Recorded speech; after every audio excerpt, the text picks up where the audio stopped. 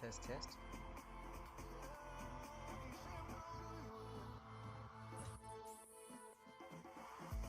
Who was Yes. testing? Hi, everyone. I think, or is it, yeah.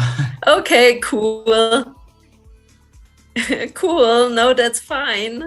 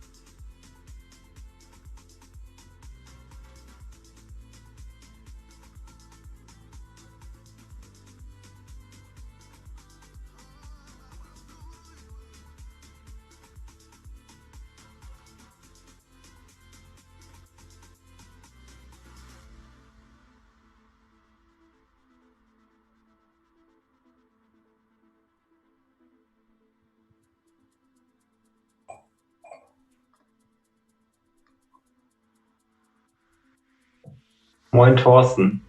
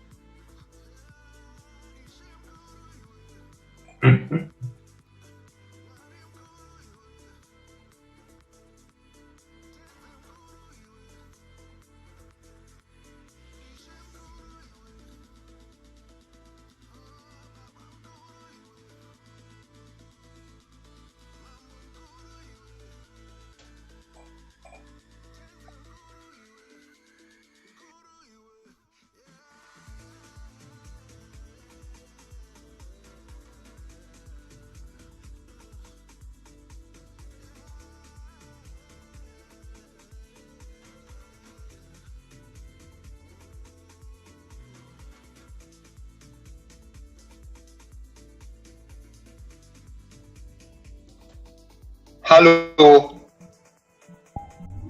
Hello. Hey, can somebody tell me if my audio is okay? Is my audio okay? It's okay. We can hear you, Thorsten. Hi. Super. Thank you. Thank you. Wie geht's? How are you? Good so far, thank you. My internet connection today is a little bit shaky here, but I hope I will stay online. Yeah. So we just have one person who can't participate because of COVID positive. Oh. Yeah. And he was vaccinated and had a booster, and I don't know. So, but still, the variant is very hardcore, and he's also feeling very sick. He told me. So. Yeah, it's you know, we also have different colleagues having tested positive. And also with being vaccinated. So it's like you're saying, it's really, it's spreading like a bushfire at the moment. But I'm sorry to hear that one of the participants can't make it because of that. Yeah. Let's hope. Let's hope the best. Joao is here. I see that Joao is here. Yes. Nice. Microphone is open. Hello, how are you? Sorry, I can't hug you, so it's a pity. I know. I was so excited to come. So good. I know.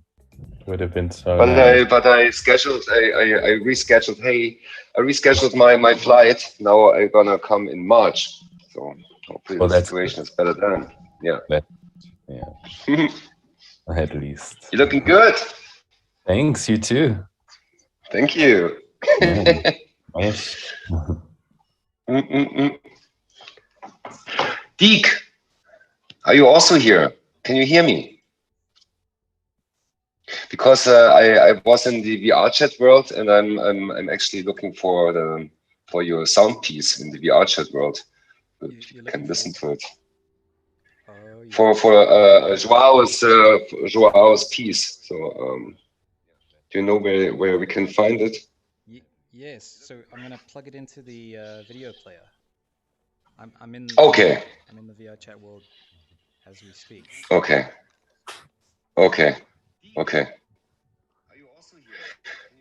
Because yeah, it's. I mean, people definitely should be able to listen to it, or maybe we share it. I mean, it's also uploaded on the cloud, so maybe I share the link in Discord, and then people can listen to it.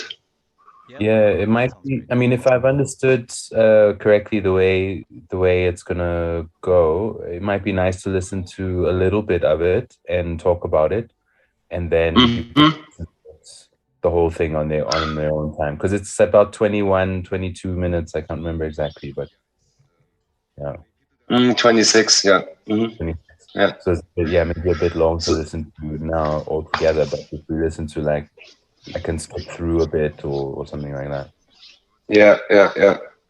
I mean, yeah, I don't know if all the artists are already here. It's just you at the moment, and I saw Cefiso, I think, for a little moment. Because I mean, that would be wonderful. Because sorry, Thorsten, I don't want to interrupt you, but I know that Ulane is still very busy to get them into the call, which seems to be not too easy. Oh yeah, because of the data. Yeah, I've heard. Yeah, let's see. But this would be a very good idea. That maybe Joao, can you play it then from your side, and then you talk over it, or how should we do it? Yeah, I can definitely try to do that. I don't know whether you'll hear it or not. I might have to share my screen or something. I think you have to share the screen and also switch on the audio. Thorsten, sorry. Yeah, Joao, I've given rights to share screen, so you should work. It should work. Yeah, if it doesn't, let me know. All right. I'm hoping. Yeah, and I see. I don't know whose no name Galaxy is that. Who is that? I think it's one of the artists. That's a phone. That's a phone. I don't know who it is, but I think it's one of the artists. Okay. Yes. All right. Cool. All right. A is for artist. yeah. I will presume. All right. So yeah, Joao, you may go ahead. Okay. Let's test this. Okay. Share screen. I'm gonna stop my share.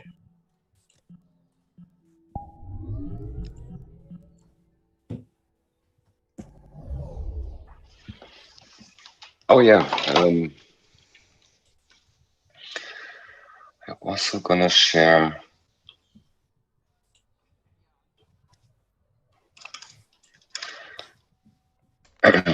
So Deac. Yep. We're gonna launch the stream. Should we make the stream now public or just with the music? I mean, it's enough when people in VR chat can see.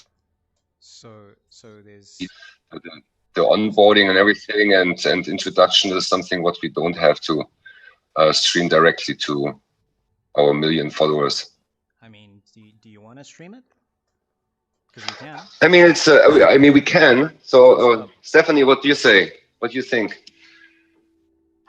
Should we stream this directly? Because it's possible that we stream everything. So everything is all set up. But also we can just say only the music will be streamed on YouTube, and then of course the end presentation on Sunday.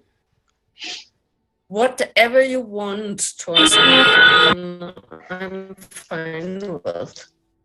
Are you hearing my audio? Yes, yes, very loud. Okay. Clear and loud and clear. Can I do a test screen share? Yes. So I'm gonna stop my sharing. Eh? Yeah. Thank you, Joao. Yeah.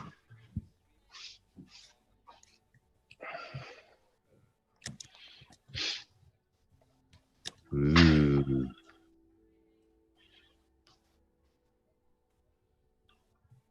Oh wow. How's it looking? Very cool. Oh, this is horrible. I don't get it. My emails went by a few people into the spam folder, and I don't get it because. Yo. Torsten, I found you. You found me in the spam folder? I found you on platform 1. Oh, I'm there. Yes. I'm hanging there. I don't know. I'm on the floor. I'm installed in the floor. You're floating. Yeah. Let's see if I can do something. Cool. Thanks. Yo. Here I am. I'm floating, yes. Oh God. Yeah, it looks great. The VR chat world. It's really fantastic. 154 154 157 27027 171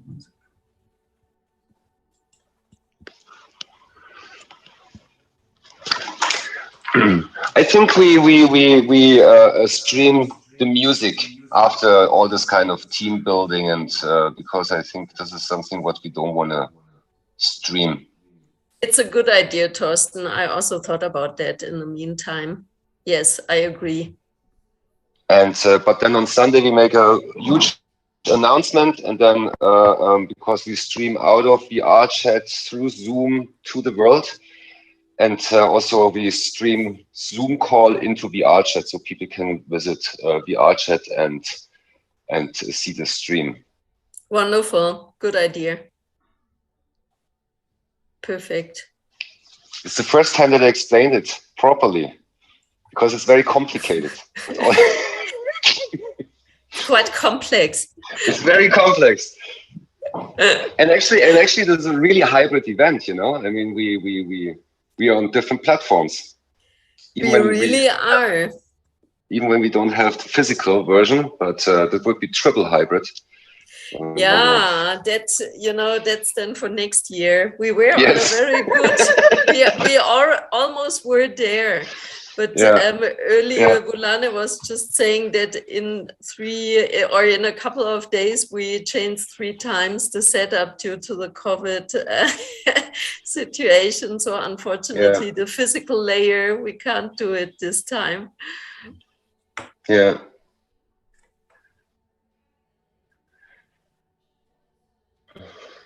Okay.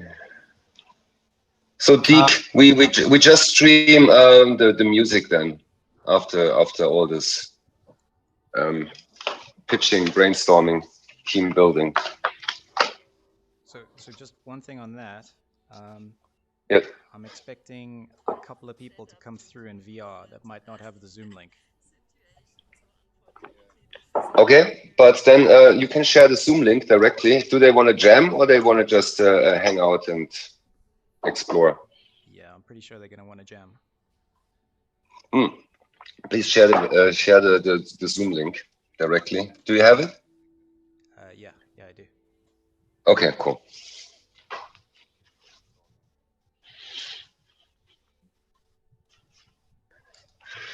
How many people are in this Zoom call already?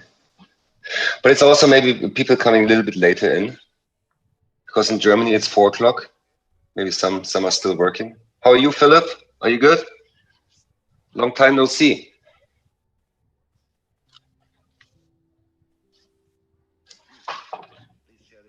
Ten people. Yeah.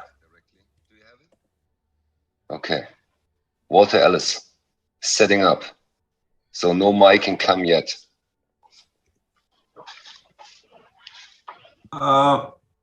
Thorsten, thank you for assisting everyone. I just want to acknowledge the few artists that have joined. I think Ivy is joined, Samantha. Okay, then that changed to Samantha. So I see Samantha, I see Ivy, and I see Joao. So if they have any questions, I think they can ask now in terms of how we'll do their item. But it should be just a straightforward. They present 5 minutes. You guys can present, and if you want to test your mics, I think now is a great time. You can just speak quickly, so we know when your item comes. Maybe we start with Samantha. Yeah, we can start with Samantha. Yeah. And then what I'm going to do, I'm going to share the PDF that Ivy prepared, which is a presentation, and then the corresponding artist that shows on the screen will just have to give us, some background on their work. All right, thank you. Mm-hmm. Thank you. Samantha, do you want to open your microphone for a second, just to make a test? That'd be great.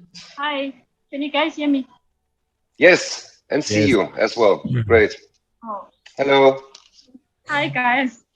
Hi. So you guys want to know about the work? Okay, so the work is about the misconceptions of a Black woman on social media. It also speaks about how this Black woman, okay. It's just a test. It's just a test, Samantha. Samantha, it's just a test. It's just a mic test. Oh, okay. Yeah, Samantha, you have the link, right? You have the program. I shared the program with everyone. You will present when your turn comes to present. At that time, okay. then you can speak on it. Yeah, which is very soon. At that time, you do have the program, correct? Yes, I do. Okay, yeah. Where it's written artist presentations, that's when you will start. I will share the screen, and then you will see and I also guide you. I'll let you know when your turn comes up. I'll just introduce you, and then you can speak on it. For now, we're just doing a test. So we're just testing right now. Yeah, we know now that you're good. So you're good. Perfect. Yep. Thank you very much. Ivy, I think is next there, and then Joao. I think we tested Joao. Yeah, he's good. Joao is tested. Yes, I do. Yeah, okay, Ivy. Yeah.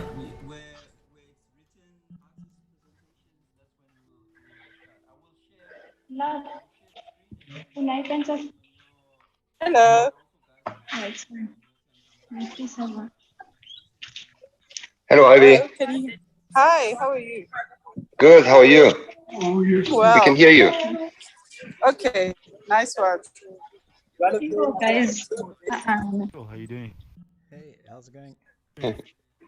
can't I change this thing?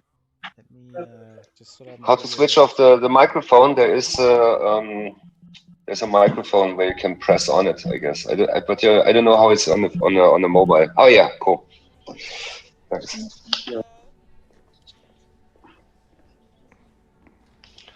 Cool. Hear me? Yes. Do we have Sipo and Sifiso on the call? I saw Sifiso for a second, but then he dropped out. Oh, maybe he has connectivity issues. We don't have Sifiso and Sipo. Okay. Hopefully they will be able to join. Let's see. But there are also quite some people missing. So because in total we have 28 jammers in total. Yeah, maybe let's wait a little bit more. Hopefully they will join.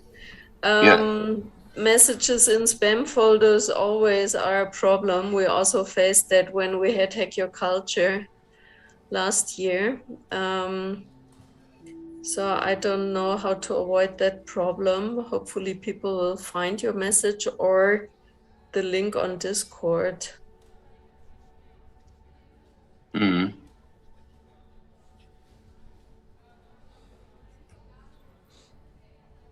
So,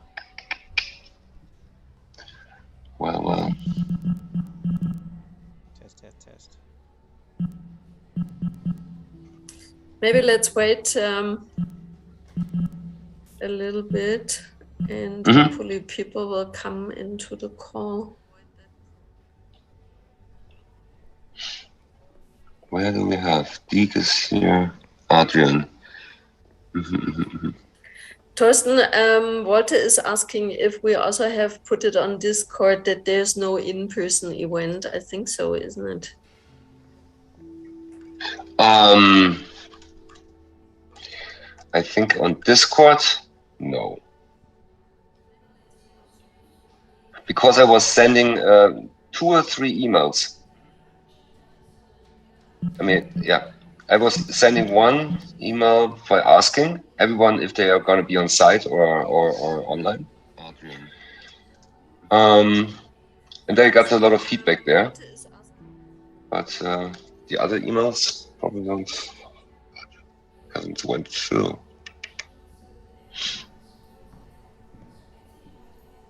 But you got the email, right? Also, Bulan, everybody got the email. Yeah, I got it. Yeah. Yes. Philip, you as well, right? I mean, yes, otherwise he wouldn't be here.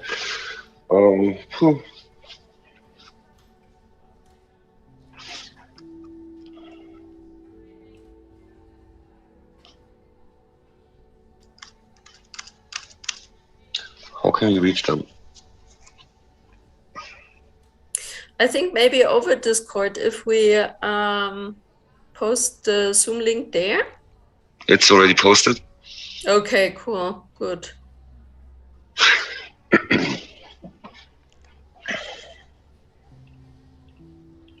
We had the same problem with the spam folder with Hack Your Culture.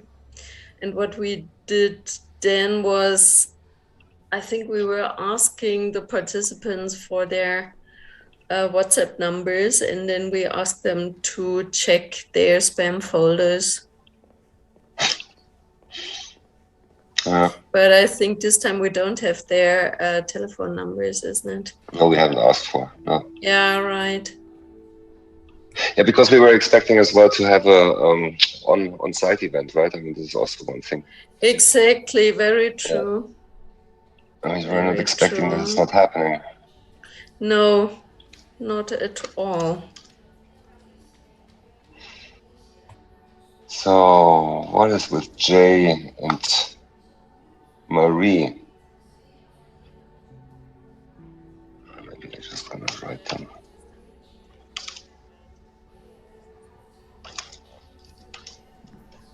Jay.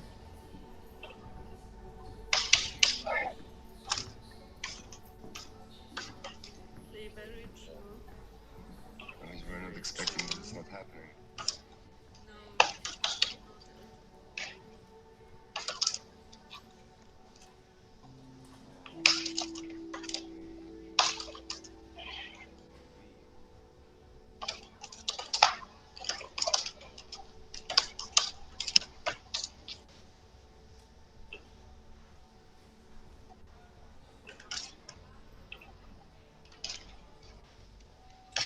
No, I think it could be possible. Could it be possible that some people are in Discord and some people are also in VR chat? Guys. Hey, what's up, Face? Good. Hey, Cool. Hey, Deac. How's it going? Hey. Let me How you doing? So on my side, I've got a couple of people joining me. Okay. I'm just gonna share my screen. Do I need to be a flamingo? Or you're green? Or you... Thanks, Deac. What's wrong with being so green? We know some people are already there. Feeling a bit nauseous. Thank you.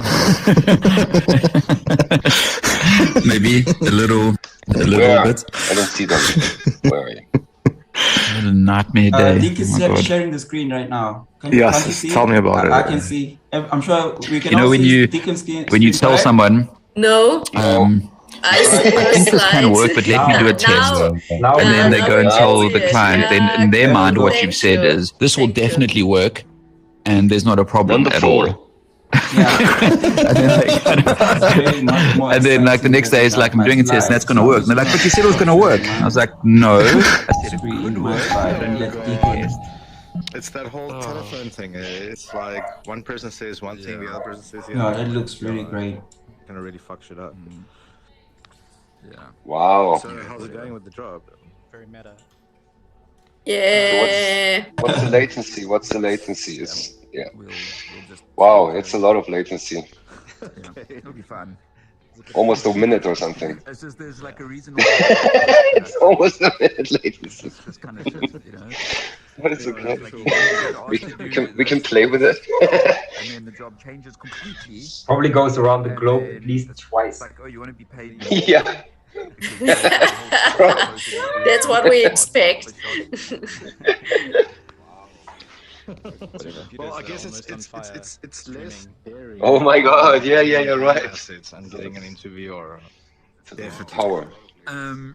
You need all this. For something, at least it's not for selling. Yeah, but they can tell. There's a lot more that can go. But I can jump in VR as well now, right? And join your stream. Yeah, sure. But yeah, but at least this is for something that's cool, not advertising. Yeah, no, exactly. No, exactly. No, I That's agree. to me, that's like the most like the best points. Like I don't mind working super hard or being stressed if it's for something that's cool, but when it's for something that's Hey. then yeah. Well, you pay the bills, right? Deacon. I know it's a lot to ask, man. Tell me if it's possible. Because it's really interesting when you are showing the other participants. Hi, Tostin. The other participants in the if you keep sharing your screen just permanently, or if you, I mean, Hi, Dick.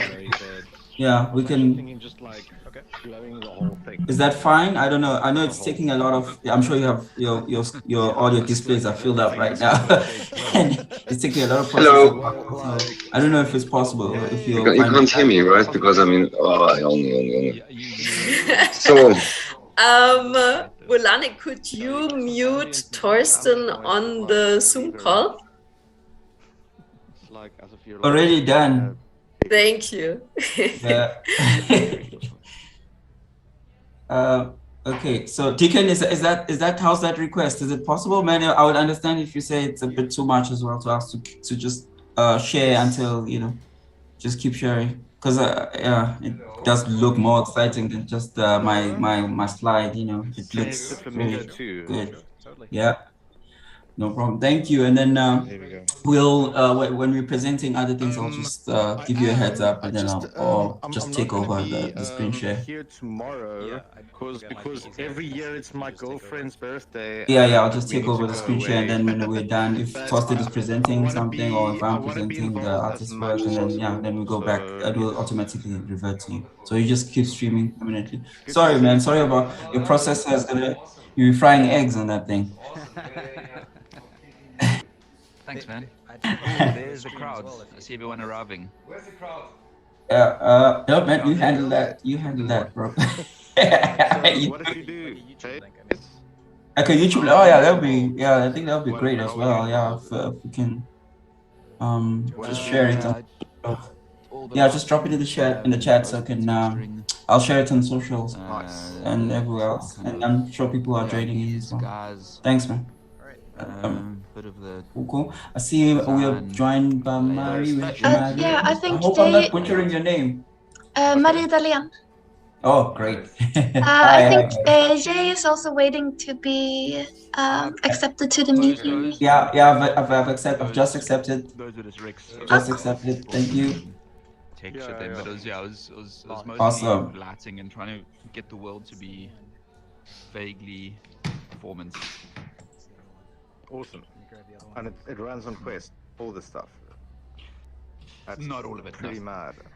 Not all of it. No, there's like a lot that's not in the Quest version. Oh, but no. Well done. Have you great. been here? Yes, obviously. Last year. Yeah, I was here last year. Yeah. Like I actually like Torsten and released my first Fulani, you avatar decide at the when we NAS start. That's right. Yeah, of course. I think we should go ahead. Yeah, I'll just keep admitting people as they join. Yeah, on my end, because the further we delay, I think yeah, it's just gonna frustrate everyone. Sorry. I mean, yeah. No, we're just 7 minutes over time now. So I mean, it's just the arrival time. So until 5:30. Is everybody happy so far? I did. Yeah, looks amazing. The train station in the Zoom call and the Zoom call in the train station. Well done, really. It's absolutely amazing. Thank you, Deacon. No problem. Pleasure. It's been a pleasure working on the project. We just missed that one. So we have here Jay is here. Okay, wonderful. Wonderful. Hi Jay, how are you? I'm okay. I'm kind of tired. How are you? I'm also a little bit tired, but not anymore. I'm just like super awake. What's happening? Also, Marie's joining, right? So she just has to update her Zoom, what she said. I'm here now. Right here. Ah, you're already here. Fantastic. Cool. It's weird that you don't have permission to write in the Train Jam channel because, I mean, it's public. Shouldn't be a problem. Yeah, I don't know why. I think it's Sorry, public Marie. view, You're but saying that private, you're unable to write in the chat on the Zoom. No, in Discord. on Discord. Oh, on Discord. Oh, on Discord. Okay. Also, Marie's joining, right? So she just has Torsten, that's on you. I'm on the Zoom. Sorry, I wish I could help. Yeah, but I have no idea why, because usually everybody can do this. Train Jam, you have already a role, a Train Jam role.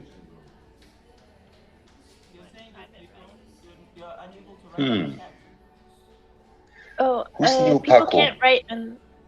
Maybe it's because Marie, you can't write in the welcome channel. Yeah, I can't write in the welcome channel. Sorry. It's because it's an admin channel, so I think you can write. It was in because other channel. Torsten tagged me there, so I was just trying to write like a response there, and then I couldn't, and then I didn't check the other ones, so I can write in the other ones, so it's okay.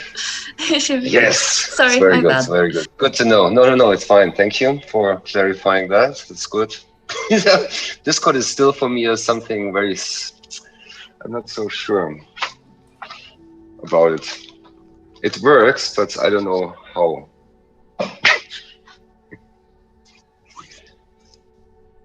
Good. How many people are we? When we are 15, we start. No, we can also start with 13. It's a good number. We have 13 on the Zoom call and a couple of people on We Are In the station, isn't it? Right. Yeah. So we are about Exactly. 15 something. The only thing that's a pity is that we don't have all artists on the Zoom call, but Can we not call them if they're coming or not coming? Bulane, do you want me to call them? Yeah, I think we can just give Sipo a call, find out what's the situation. And Sifiso keeps saying the code I'm sending him is wrong. I've been communicating with him. I don't know. I don't know what else I can do. I've sent him so many times, so I don't know what that is about. But Sipo, maybe you might want to call. I mean, but they also have my number because I called them earlier. They could ask me, but you know, they can call me. But yeah, you can call. Maybe they don't have airtime. I call Sipo, okay? Okay. What's up, Deeks? Hey, Deeks, the cameraman. So then a little bit more time we need for setting this up. It's code I'm sending him is wrong. Okay. I'm communicating with him. I don't know why I've sent him so many times. So How many game jammers do we have then in total? I mean, people who are making games. Yeah. There's a bit of a delay. Because I think we it have a should lot just of look- world builders involved now, right? But no game developers. I'm a game developer, but I want to make something in VR chat for this jam. So make a game in VR chat. What?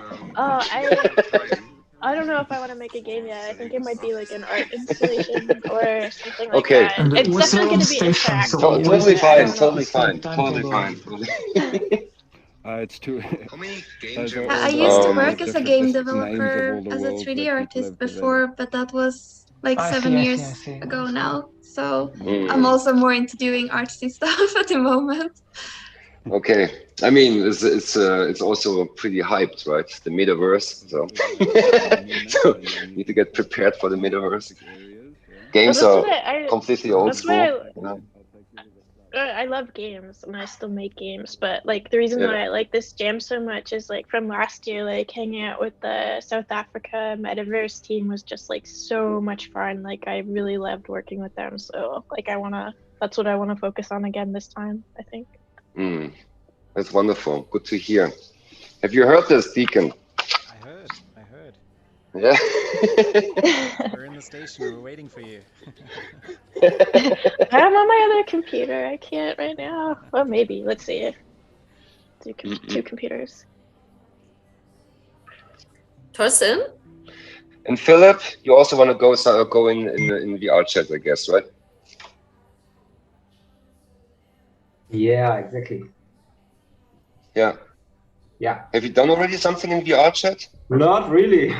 It's the first time. Oh, really? Oh, cool. Well, I mean, I've done stuff, but not by myself or like, you know, like, I mean, but I set up all my Unity and all that, so I'm pretty confident that it will work, but it's a big experiment for me. Nice. Awesome. There's going to be a lot of people on the Discord that are happy to help if you have any questions or have any problems. Nice. But where are they on Discord? What? So 4 people are on Discord. Or maybe there are more. But they have no roles yet. And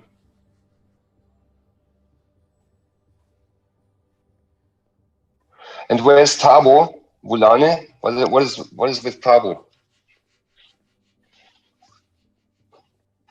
Have you contacted him? No, because we kept changing, you know, that's the whole thing. So I ended up not contacting him because we changed so many times and the right type situation was not going to work. I actually called Mail and Guardian now to just like apologize on that because. Oh, really? Yeah. I mean, yeah, we changed so many times because it was supposed to be physical and then the format was supposed to be like that. And I don't know, I just felt, you know, so many things were up in the air and I didn't communicate with them. And also, since the format has changed now, the writing about how it is right now, I think would be a bit less, because I mean, if it was in the real world, it'd be much better, I think, you know, more interaction, more to write about the experience. Now it's a bit of a different experience. I think it needs now someone who actually can really write, a good writer, because it's a bit more abstract, you know, in terms of VR, because it's outside of their audience as well, like Mail and Guardian audience, you know. So you need to establish a baseline, so to say. Unlike, you know, if someone's just writing a diary, just, you know, about an event happening, you know. Now it's like you have to explain what virtual reality is to a Mail and Guardian audience. It's a whole thing. You need like someone who's good now at writing, who's really, really good. But I mean, a journalist can help. A journalist can join the train jam. Yeah, I was asking for that actually, and I sent him all our links in Discord. But unfortunately, the Simo, the guy I was in contact with, is like they got too much backlog. I mean, he can't like help right now. He would have loved to help, but like it's too much on his end. But I said he asked me to send him links as well. So I mean, maybe he might join tomorrow. Who knows? Yeah, and then they can write on a piece on the jam. Yeah, yeah. But it would have been a really great opportunity for us. But next time we'll do it. It's fine. Okay, CFO is not working. We can start if we want. We want. We want to start. Okay, so everyone, welcome to the 4th Amaze Train Jam in South Africa. We do it since 2018 already with the Goethe Institute together. It's a great idea to move Johannesburg game developers and VR developers to Cape Town, to the Playtopia Festival. This is initially why we started it. It's a very nice and adventurous experiment and also experience. The train, maybe some of you already go this way with the train for about almost 30 hours between Joburg and Cape Town, or from Cape Town to Joburg. You also can go to Durban, I've heard, or Christ, or what's the other? There's so many other cities in South Africa you can go with the train, but this is, I think, the longest distance you can go in one way. And it's almost a lot of fun. Because of COVID, we needed to change that, this format, and had then this idea because of Rick, basically Rick Trewick, who is from Eden Labs. He's a good friend. He's always connected to the Amaze Festival since years, as Amaze is doing the Amaze Festival in Johannesburg from 2012 on until 2017. And Rick was always kind of part of it. He also designed the award back in the days, and for the Amaze Award in Johannesburg. And he showed me VR chat just in 2019. I think it was in October. And then I reached out to Stephanie and said, hey, that's so cool. Let's do something together in VR chat. Let's build a train station or a train or whatever. So, I mean, it was not a real clear idea, but we thought we moved everything into virtual reality. And it was very successful last year. It was so much fun to do. And we've been over 30 flamingos running around in the train station and creating wonderful art for the train station VR worlds, which you still can experience when you walk through the train station. And from this time on, we've been working regularly, Stephanie and I, on this VR chat world, bringing new events in there, meeting a lot of people from around the world. We have also the game and train mixer in there from India. And then we had also an exhibition from Bucharest, from the Goethe Institute and the Institute Process about game art or concept art. And it's still in there. And also now we brought five artworks from South African artists into this world, which are actually the inspiration for you, game developers and world builders. Because we thought this year we don't have a real topic. The only topic is what you see and what you think about the art, what the artists made. And it's basically the inspiration for you to create that world. And it's called Let's Game Jam Art. And this is what we do the next 3 days. And yeah, thank you to Stephanie to work with you together. Stephanie Kastner is the head of information services at Goethe Institute Library and Gamebox. And for now, I just stop because I think I said already enough, and Stephanie can continue. Yeah, I'm really looking forward to the next 3 days and also to the work.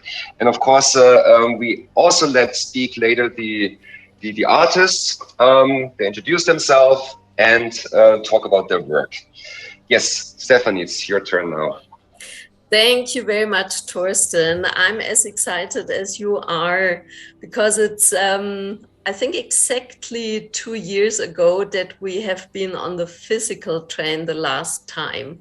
And I remember it was extremely hot. It was during a heat wave in South Africa, and the aircon in the train wasn't working, so we were sweating a lot. And that was a purely physical analog experience. And now, 2 years later, we are in the metaverse. And we are in a Zoom call. We see what's happening in the call and in the train station. So that's absolutely amazing.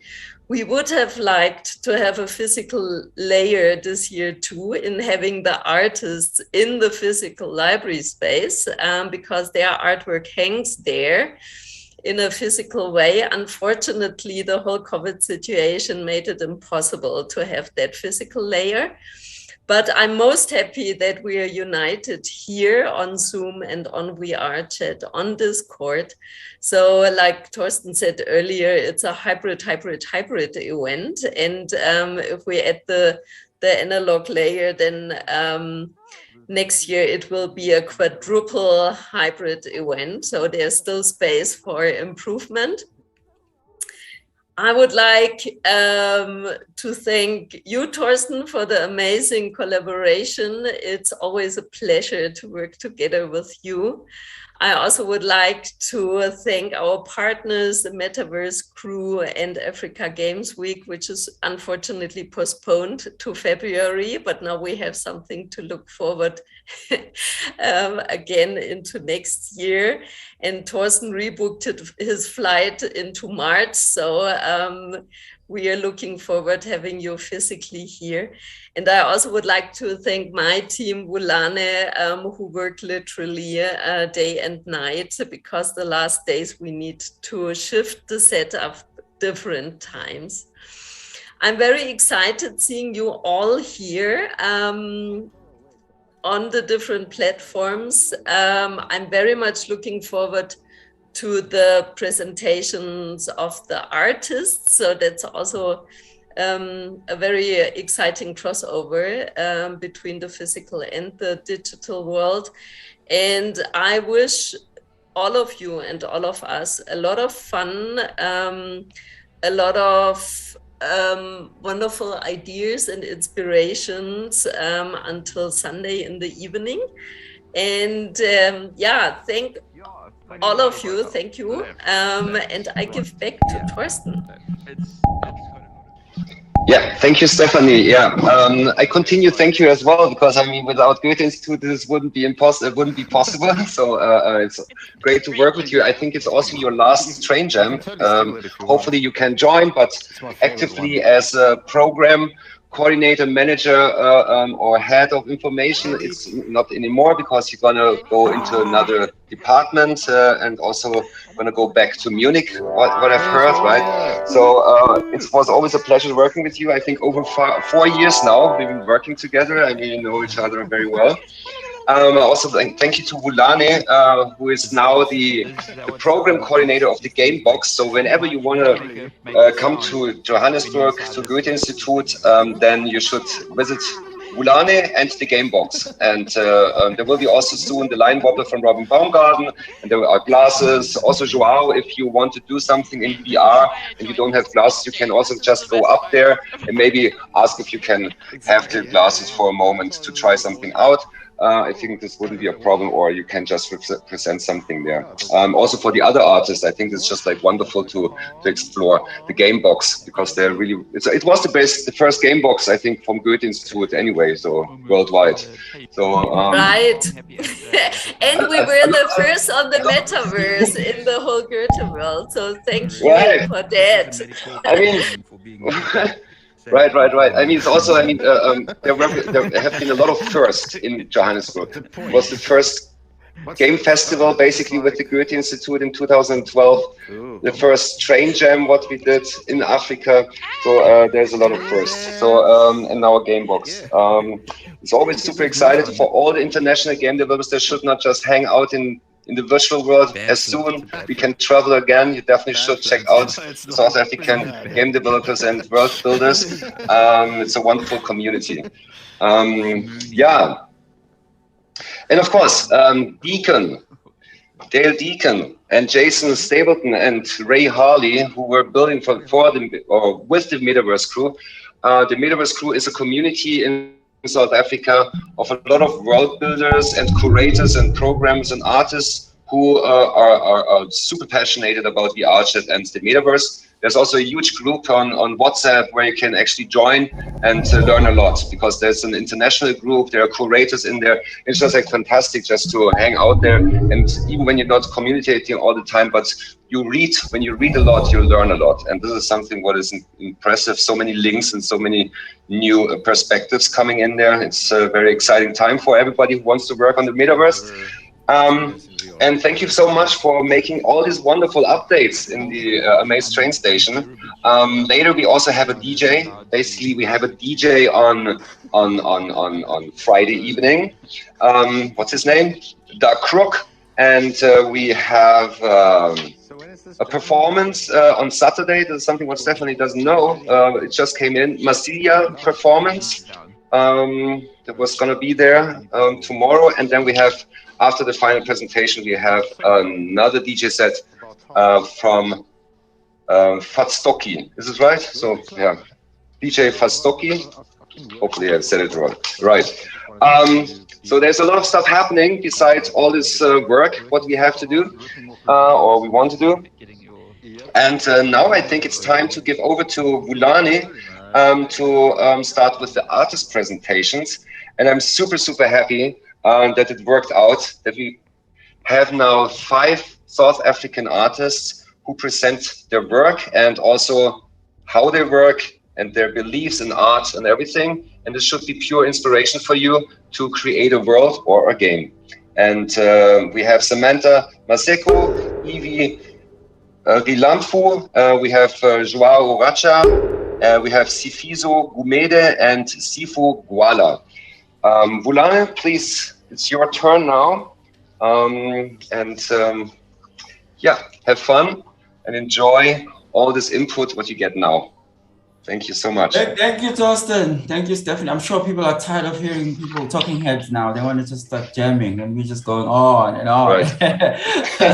Yeah, but thank you, Torsten. Yeah, we're going to present the artists now that, of course, like, as you know, this year's theme, every year the Train Jam theme changes, and this year's is Let's Jam Art. So we're going to have, today we decided to curate 5 different artists that are going to present their works, and then it's up to the game jammers and the world builders to interpret it how they wish. So before I get into it though, I have to hype the game box up even further. I know you guys have already hyped it up, but you guys, like, it's available again. It's available to anyone to use, and we really greatly encourage you to come over. We've just done a drastic refurbishment of it. So when we're talking VR, we literally have 3 of the top, all 3 of the major glasses. We have the Oculus, we also have the Vive, and we have the latest models of all those. And like, so if you want to, and use this is open to the public. We got this equipment for creatives, so you can come in at any point and you can ask us to collaborate on projects and use this equipment. We got consoles, all sorts of consoles. We got gaming machines, workstations. If you want to use these tools, this is something. And when we're talking workstations, we're talking, I don't know if any of you in the chat have Elder Lake yet, and we have Elder Lake system in our game box. That's how top end it is. It's really like top of the line stuff all the way through. Even if you work a lot with Mac, we also have we have the latest there as well. But yeah, please use the space. We have the best equipment, best in class. Please come and use the space. All right, so I'm going to start sharing my screen right now and present the artists and give a little bit of context on their works. Like I said, again, the theme is Let's Game Jam Art. So what I will do, I think in the chat, I can see we have Samantha. Samantha, you will go first. I will just do a little reading of the slide, and then you can just give further input, and explanation. All right, so I'm just gonna share quickly my screen. You should see it now. Right, so as you can see, Our first artist today is Samantha Marcelo. Samantha's work stems from a process of learning, discovery, and healing. It revolves around the themes of feminism and identity, which aims with aims of showing versatility of the subject matter and allowing people to connect with the work. I mean, I'm reading. I'm sure you guys can also read the screen there. I'm just gonna leave it there for a while. This file, I think, Austin, you can correct me if I'm wrong. You have shared it via the Discord as well, this file with all this information, correct? I mean, we're gonna share this. Yes, we don't want it to show it now. So it's completely new, fresh. No so spoilers. even if you don't, thanks, Dawson. So even if you don't read everything, you don't get to read everything right now, but you will have this file. So because you need the artwork as well, you need the assets to actually see what we're working with. So you can also, it'll help you while you're developing your ideas. So this is Samantha, and this is her piece that she has submitted for this game jam. Samantha, over to you. If you can just give us context and a little bit of background on your work. Thank you. Hi guys. Hi, can you hear me? Hello. We can hear you, Samantha. Hi, Samantha. We hear you. Oh yes. Hi. So for this work, the work was inspired by a Nina Simone song called "For Women." The song speaks about 4 Black women who had issues with the way their body looked or their skin tone and the way their hair is. So with this work, I wanted to highlight the misconceptions of beauty about Black women and how society's ideas have put them under pressure for so many years. So the work depicts an evolution of a Black woman as she's evolving throughout the years. Her skin tone changes to symbolize how she bleaches her skin to fit into a certain beauty standard, because dark skin is considered to be ugly and light skin is considered to be beautiful. And throughout the stages, her hair changes. It starts off as afro hair, woolly hair. She has this afro woolly hair type of hair, and then she goes on to straighten her hair. And then when she gets to the 3rd stage, she becomes confused as to who she's supposed to be in order to fit or to be labeled as beautiful. So the last person standing tall and with the long weave, that's what society usually labels as beautiful. Like when you wear a weave and you have light skin, that's what is considered beautiful. And the work is also inspired by I drew the inspiration from the cradle of humankind, the monument representing the historical evolution of mankind from ape to man. So yes, that's what the work is about. Imagine you can start doing that, hey? Like interacting with real objects in other people's lives with VR. Thank you so much, Samantha. Did I catch you there? Was that the end? That's the end. Did you get everything? Yes, amazing. Thank you so much.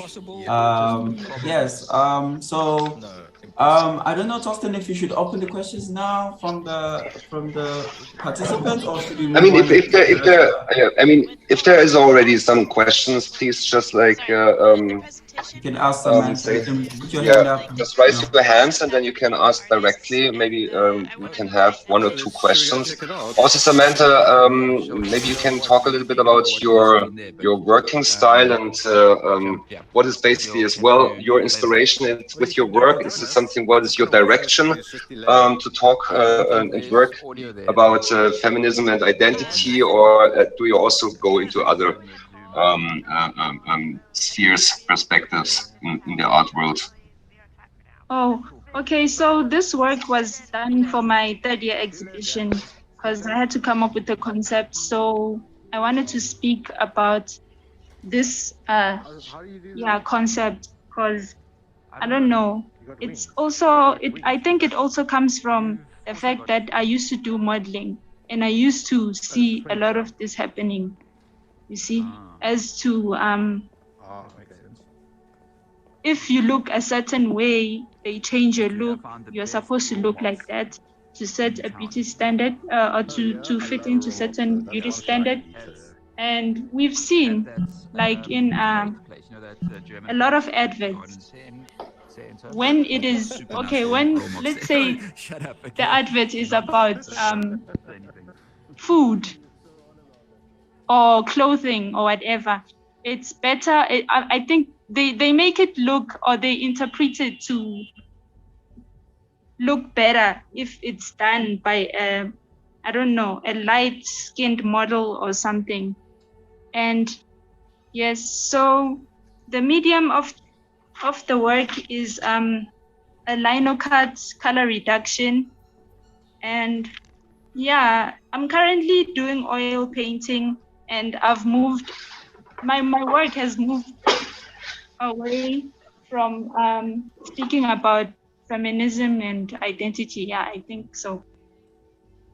So this time it's more focused on, I don't know, fashion designing, love, duality, you know, alter ego, culture. I think it has to do with that, but it's I don't know, it's more about exploring.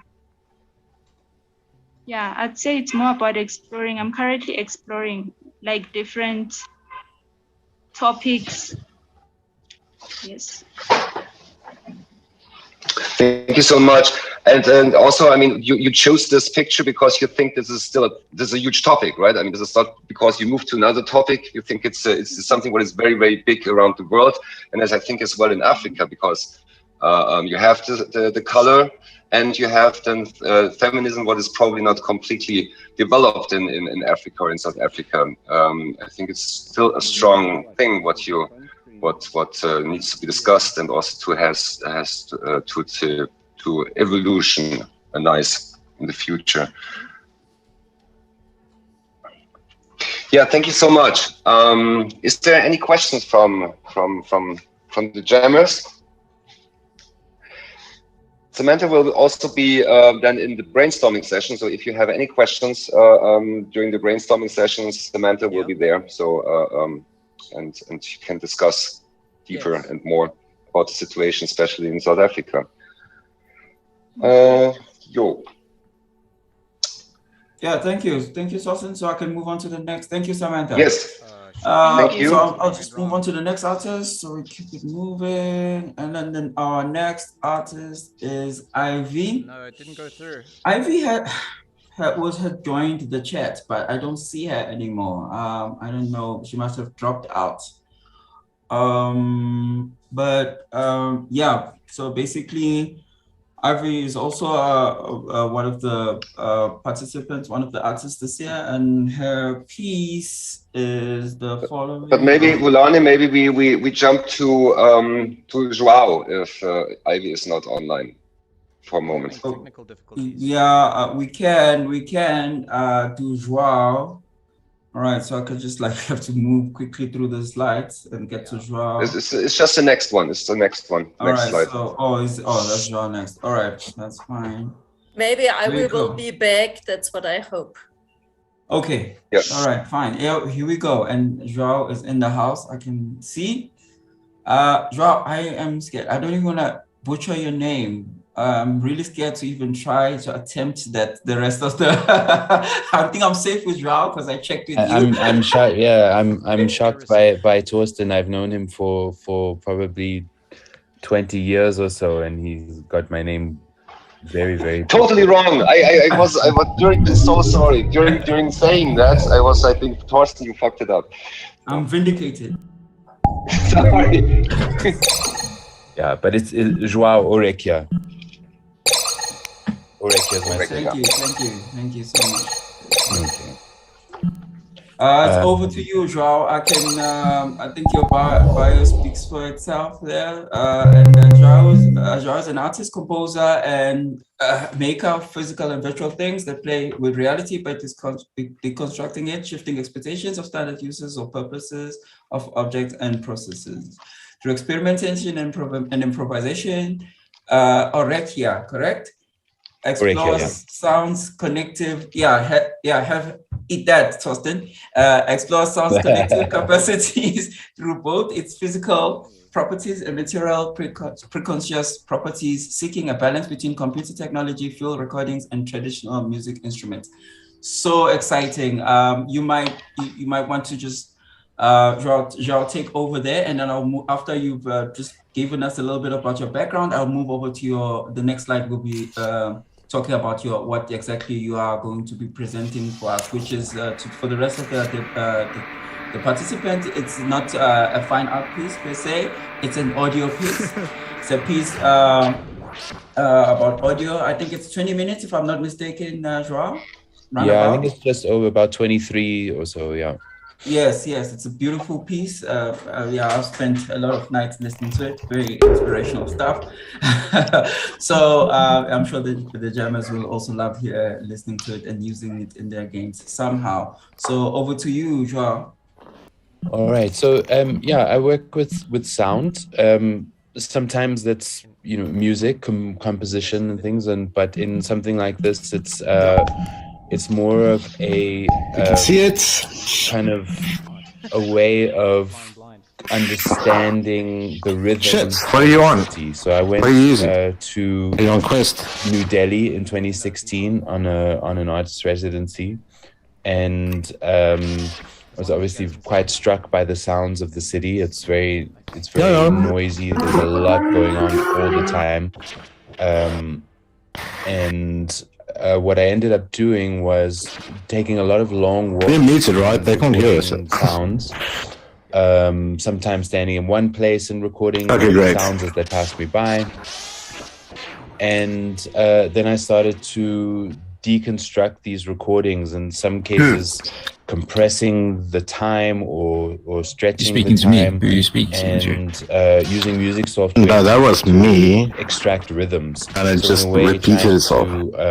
Almost that's weird. Set the software up to fail, essentially. So I would say take this sound of my 1 hour walk. Oh God! Midday, and try to break it down. Oh no, I actually can hear you.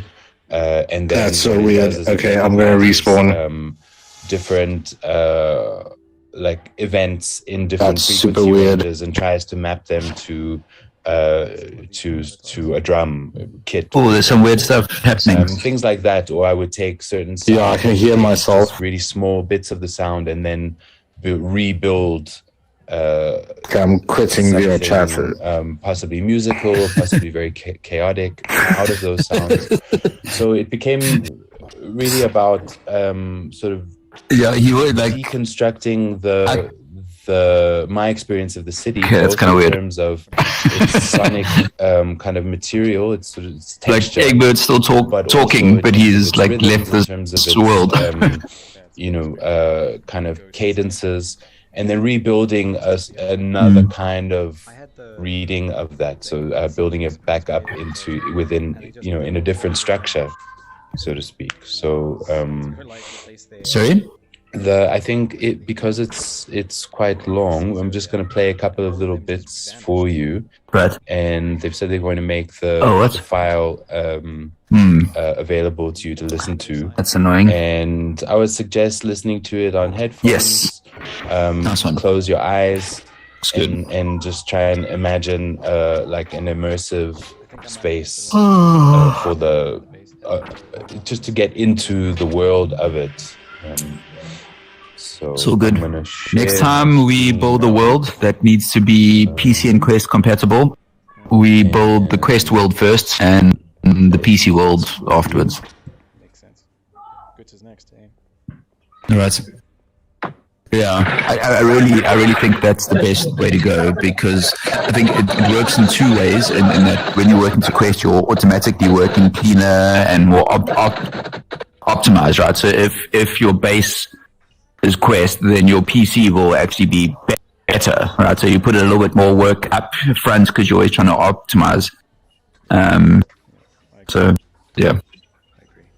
The other nice thing about the Goods project is that I can hear myself talking to myself now. that's so weird.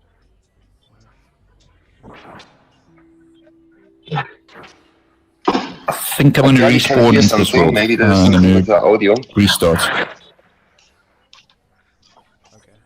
Is it not the screen, maybe? The stream, yeah. Wonder. These guys are talking. Bulane, can you help? Please? You're not hearing anything? No, we just hear a little bit cut up stuff, but I mean, not really the full range. It was quite. Are you sharing the audio from like QuickTime or another software like that? I'm sharing my screen, and I've got it playing in QuickTime. Okay, so another way you can share it is opening that audio file in a Chrome tab, and then you share that Chrome tab and then there's like a little checkbox you can check that says share audio from this Chrome tab, and then it streams the audio better. Okay, let me try that. So you can do it by like right-clicking on the audio file and then say open in Chrome, for example. It's not giving me that option, unfortunately. So sometimes you have to say open with another app and then scroll through all your apps and click Chrome. I'm sorry if this is a pain in the butt, but I've had this issue too. Let's see. Yeah, it doesn't give me the option to open it in Chrome. Oh wait, let's see. In the dialog box, does it say like show appropriate apps or enable like all apps or something like that? Could you hear it now? No? No. So I got it open, and then share audio. Where do I find that? So you stop sharing the screen, and then you redo the like share your screen process again, and then it'll say like share a Chrome tab, and then you pick that Chrome tab, and then there's like a checkbox in that dialog that says like share audio from this Chrome tab or Chrome. I see. Okay.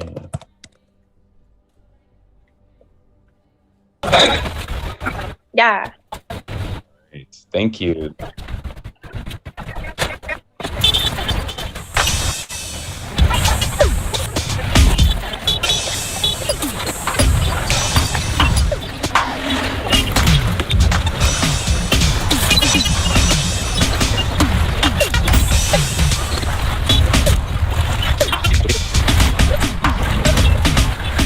Deac, how's it, bro? Hey. Are you well? Yeah, you good? Yeah, good, man. Came to see what you guys are getting up to. Is this where the jam's happening?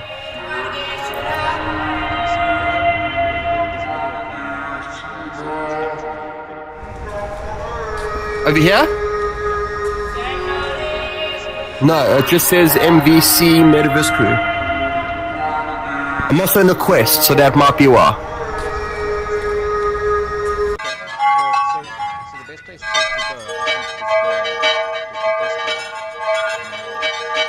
think, is the Discord. Okay. And get everything together on the Discord. Okay. Awesome, yeah, so I'll join the Discord and I will see you there. On the Metaverse Discord or the Discord for the specific party? Yeah, I'm on there already.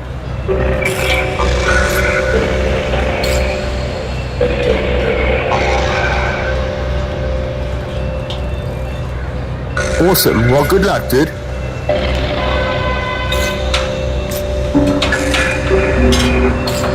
Yes.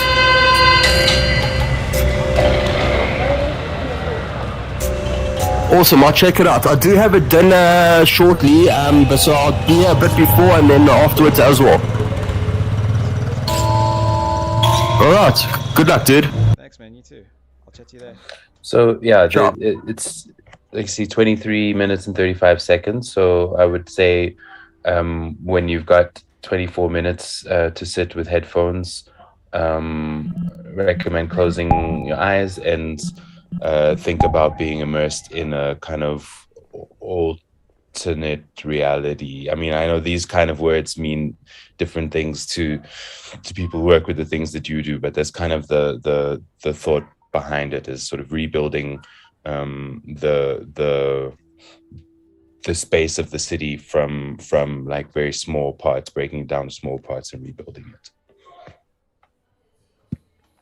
That's Thank you so much. Wow, that was, like I said, I've Thank you. The last few nights kind of listening to it since I had the pleasure of hearing it before everyone else. So yeah, I'm obsessed.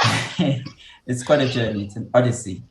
Yeah. So and then our next. Okay, Are there any questions? Sorry, are there any questions? Yeah. Before we move on to the next artist, so are there any questions for Joao? Just in general, I mean, would you also see the possibility to only take like a portion of this 3 minutes, or it's like really the whole as a whole? Otherwise, it doesn't make any sense. I mean, if you're going to use it, you can use it however you want. I would suggest to listen to it once all the way through. Sure. Because it sort of moves between, from one place to another. But I mean, in the end, even just the idea of working with space in that kind of deconstructed way is sort of more what I was really thinking about conveying. So, but if you want to use it, just do whatever you want with it. Cool. Thanks. How many spaces can we count? I don't remember. But if you exhibit something like that, yeah, this sound work, how is it usually? Because I mean, usually we have a gallery or a museum, or I don't know. But how do you want to see something like that being exhibited? Also maybe in a virtual way. Yeah, I think as spatially as possible. So if in whatever way, whatever possibility there is to have multiple speakers in different spaces. When I exhibited that particular piece in India, I transmitted it over radio and had lots of little radios around the rooftop of the building. It's not ideal in terms of frequency range, but it played with that kind of spatial idea at least. So, in a virtual way, I think different points of emission of the sound, I think would be ideal in any kind of situation where it's shown. I think there's a hand. Yeah, Walter has his hand up. Hi. Hi. Yeah, I just wanted to ask, I'm not sure if I missed it when you were speaking. Did you write software or use software specifically to map those samples to frequencies of stuff like the technical stuff that you described, or is that something that you were able to do just inside of standard audio software? A bit of a mix of both. So some of it was built-in things in Ableton Live, where there's certain functions in there where it's designed to take a recorded drum loop and turn it into MIDI information that's manipulatable in a different way. So it's saying, okay, trying to think that's the kick drum, that's the snare drum, that's the hi-hat. But what it's actually doing is breaking down, it's recognizing transients, so the onsets of events, percussive events, and it's breaking them into frequency ranges. So it's kind of doing that for me. But then what I also did was Max MSP. You're crazy, man. To find other ways to break it up, cut it up, rearrange it. What just happened there? Machine, Deek. To be honest, I don't remember. You guys messing with me, recording my audio or something and playing it back. 5 years ago, but I remember spending a lot of time with. With able. Never. We actually all get together, and then we decide, like, before each VR chat meeting, how we're going to freak you out. Thank you so much. We were like, Walter, gang.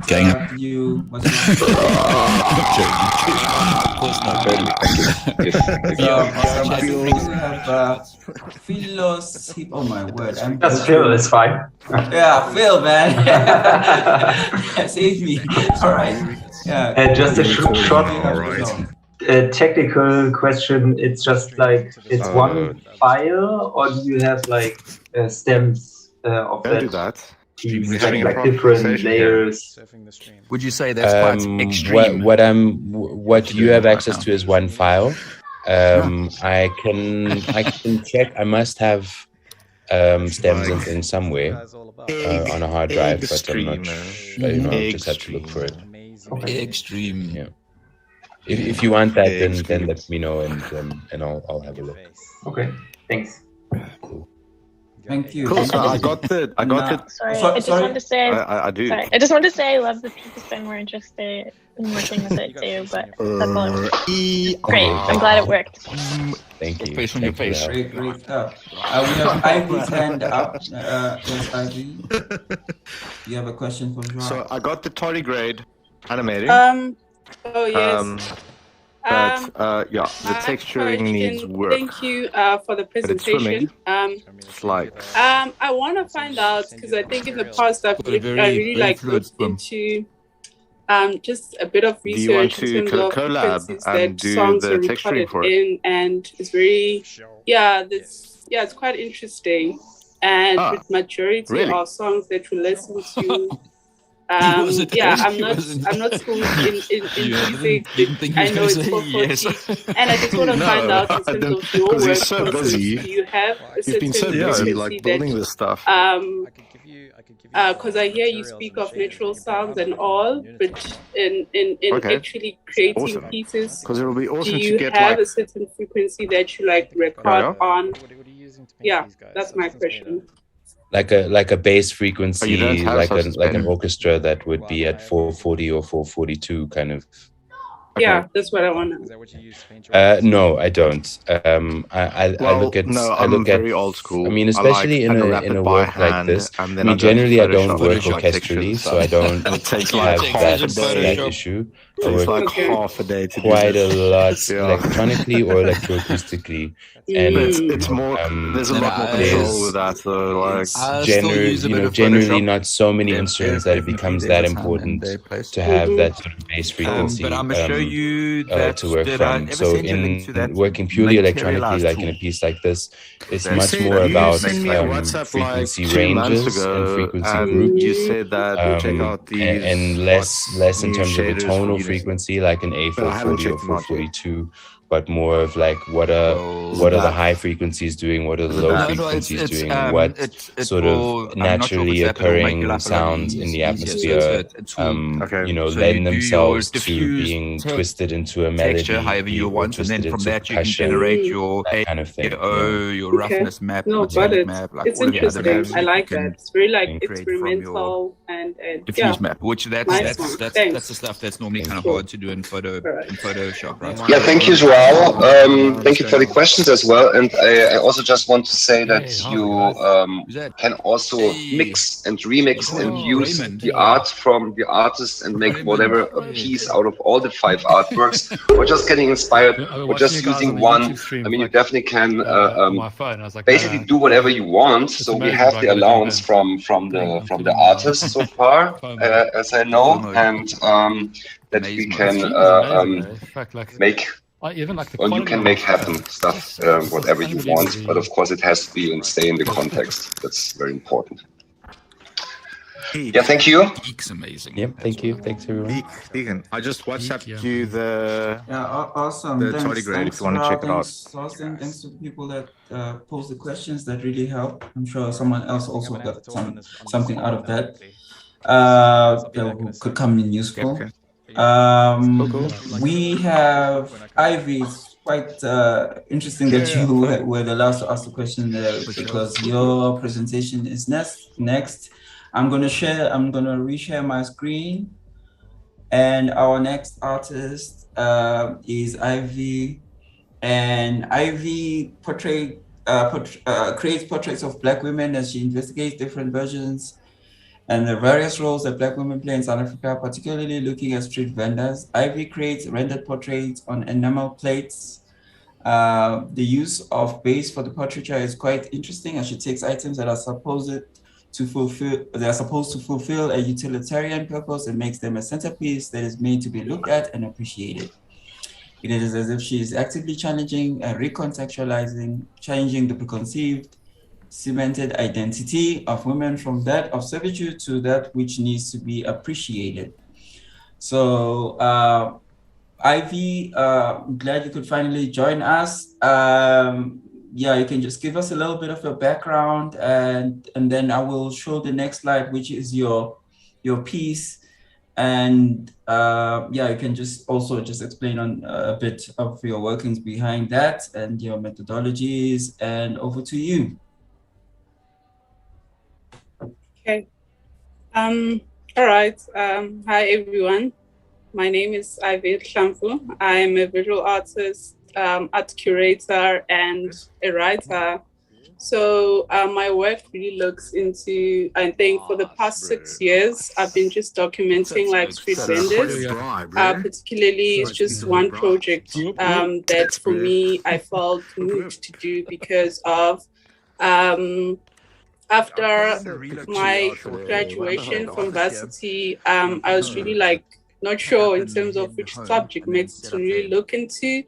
And so this was, it gradually, I think for me, what's this, like, like moving from Joburg to my studio, and I would stumble upon, like, I would like take a look into these women because they arrive early, and also they, you know, they are focused and no one is really paying so much attention, you know, it's as if they're like in the background. So I was moved to actually like start creating pieces about them. So it would start very small and I would just get to know them first, you know, like naturally so, and I'd create that relationship slowly, and then to some it wouldn't even manifest to be a portrait or an artwork, but it would just be that relationship, and then some would agree to what I'm proposing. But yeah, so I've done like numerous portraiture and art pieces of these women around Johannesburg and surrounding areas from the CBD and all. So yes, for the past 6 years I've been doing that, and it's a project that for me it's really close to my heart, and let's go say hi. I think it has come, I think I've achieved what I wanted to actually achieve and more, because even for my mini dissertation I actually used they were part of the research for my BTech study. So I looked into the two women, licensed and unlicensed, and as per the artwork, as you see on the screen, it's one woman that Mrs. Lungwani I documented. She is a licensed street vendor because of for my research. So I looked into two women, licensed and unlicensed, people who are the women that are designated to sell within the city, and then some are not, but they still try to sell so that they make money and feed their families. So it was that challenge. So I had to document these two women and really use that. So the research proposal was just looking to the similarities and difference of these two women. And so the piece that you see is Ms. Lungwani, one of the one piece that from the series that I've done. And then, so when we look at into, so the piece, so I've done like numerous women. It's a lot. And then, but I think with this, what's this? The two women that I really did was really just to You didn't hold back on the go. make it more funnel in terms of, because it went to research, academically, so I can really also speak about my work, and all.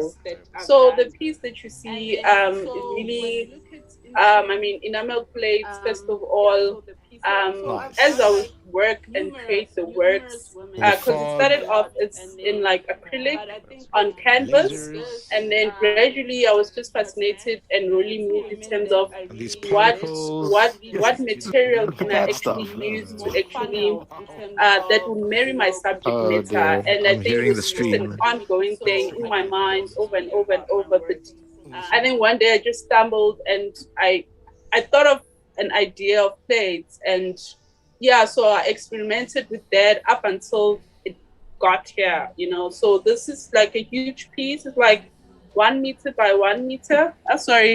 150 by 150 meters. Nice. Yeah. Yeah. So can you control it? Yeah.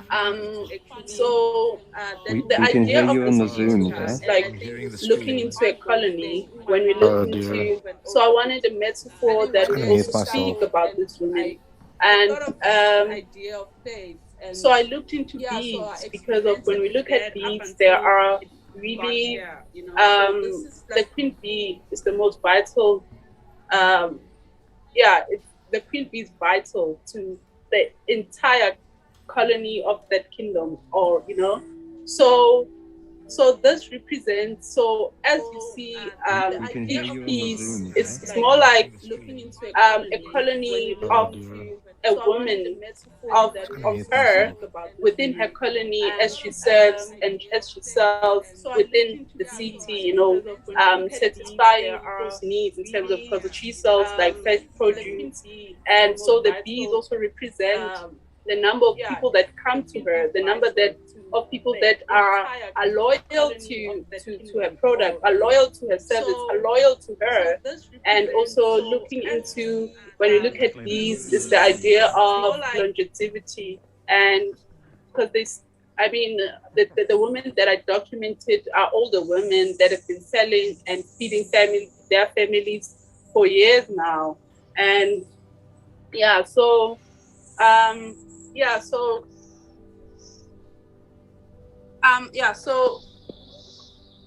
I think from my side, as I say, I have documented these women for the longest time, and I feel that I have achieved what I wanted to achieve. And most of them, what I normally would do is actually, after completing a piece, I'd call them to my studio so that they're able to see themselves and take pictures before, the artwork could go elsewhere, because sometimes it's really sad to be able to portray someone and they never really get to see themselves, and then the work travels all over the world, so it gave me also those things, just gave me that satisfaction for me, yes, that's me.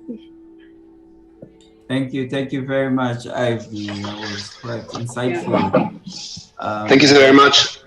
Yeah. I think it's also very interesting because portraying people, it's a very intense thing, right? I mean, it's also because everybody who is painting or drawing or sketching or something like that and making portraits of people, I mean, you go very, very deep behind, right? I mean, you see something what probably other artists won't see, right? That's why a portrait is always so special. So how do you achieve something like that you get the real person out of it? Okay, cool. I think it's really maybe looking into the arts element. I mean, okay, I studied art at school, so I think for me it's way easy to actually like maybe even as you sit there, I can actually sketch you. So it's something very that comes in very natural. But besides that, it's really about getting to know the person, getting to getting a bit deeper than just portraying. I think with doing that, it makes it more, even when you do display it, it makes it more appealing, because of now it's not a sake of just painting or drawing this person. You are actually giving back as you paint what you've absorbed, what you've from this person. Yeah, so I don't know if it answers you. No, that's for me. It's super fascinating because I got portrait from artists, and I definitely didn't like it. Because I don't see myself like that. So it's like. But this is another thing. So if there are any questions to Ivy, then please ask. I mean, she will be during the brainstorming session with you, because I think it's super interesting. I have a question, Torsten. Yes. Yes. Hi, Ivy. I would like to ask, and I know that I already asked the question, but I would like to ask it again. Because Ivy on the animal plates, she sometimes hammers the plates, and then it looks like scars of the women that become visible, and it's absolutely fascinating. The piece we are seeing is not hammered. So my question is, Ivy, how do you decide if you want to hammer or not? Is it an intuition you follow in terms of how you perceive the woman? And I know that you're sitting next to them, interviewing them. Is it your daughter? Interviewing them. And so my question is how do you decide if you hammer a plate and a woman's face and when not? Oh yes. Did you see my new avatar? Yes. More than anything, I think my work process really look into like really being like naturalistically. So what will come up, I will follow that. It's like more like what you're saying, intuition more than anything. And there's no method to say, okay, within this piece I will, unless Bella, I will have sketches and all, but at the end of the day it's just really about intuition and how I would make it different to the other piece that I'm doing, as much as it's still like portraiture. Because of if I had to like display all my work, each piece is really like very personalized and very different to each other. So I try to, for me, challenge myself like that, in terms of looking into those things. How do I make it different? How do I, because some I use, there's ones that I've used like acid instead of hammering. So it's those things also for me, still like an experiment. I'm still very much, I like to experiment and see how things would turn out. Yes. Wow, the acid ones I need to see. Thank you, Ivy. Thank you. Okay. Thank you, Stephanie. Thank you, Ivy, for that. I see Walter has written something, and after that, I will come to you, Joao. See, because your hand is up.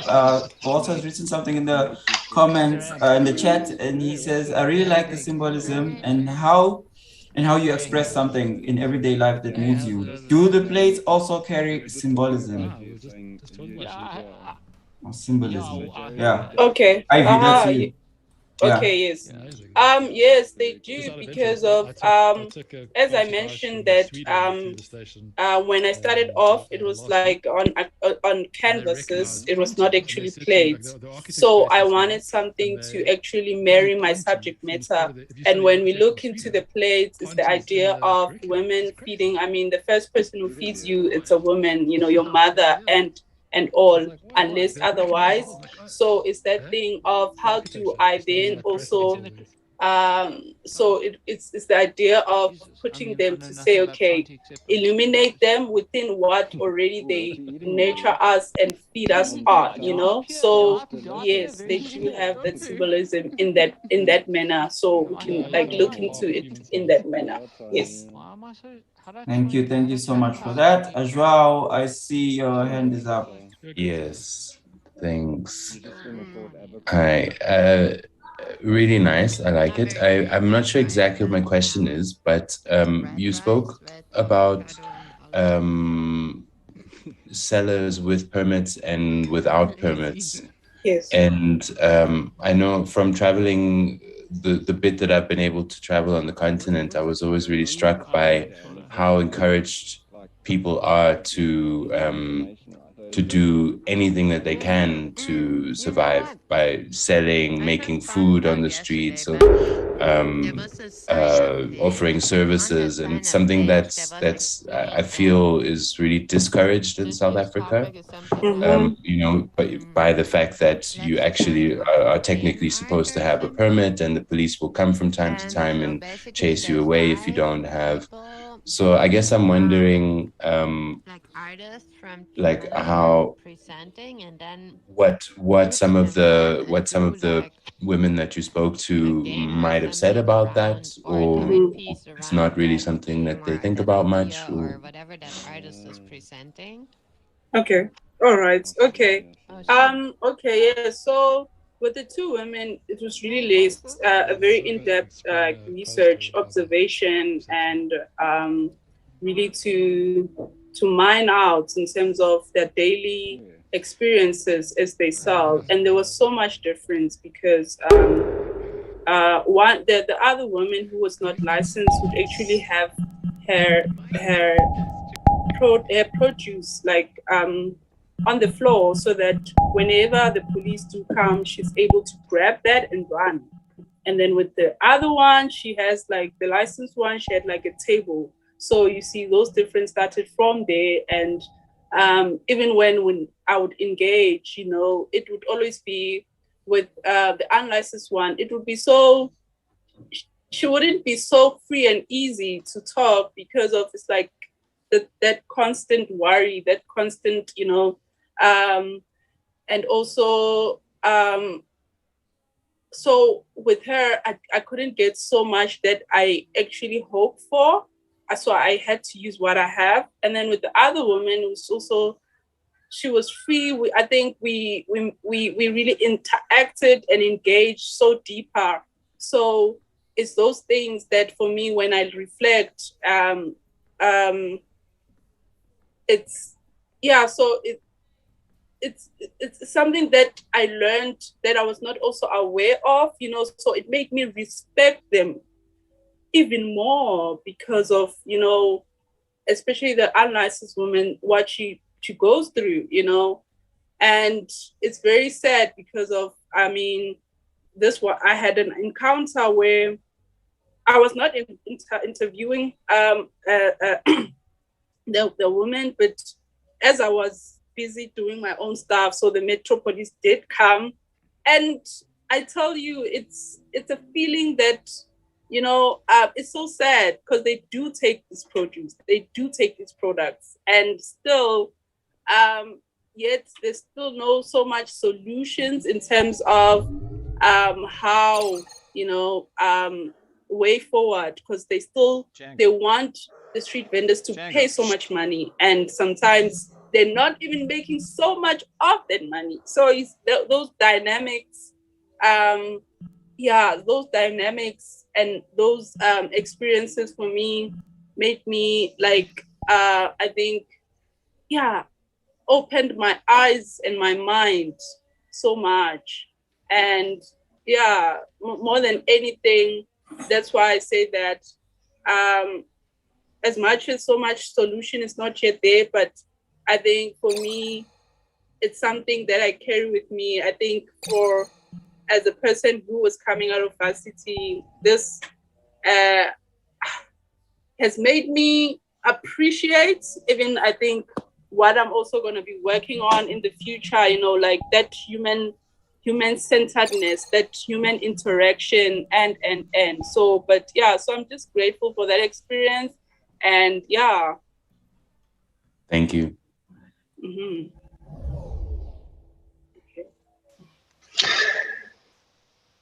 Thank you so much. Thank you for the questions, and thank you, Ivy.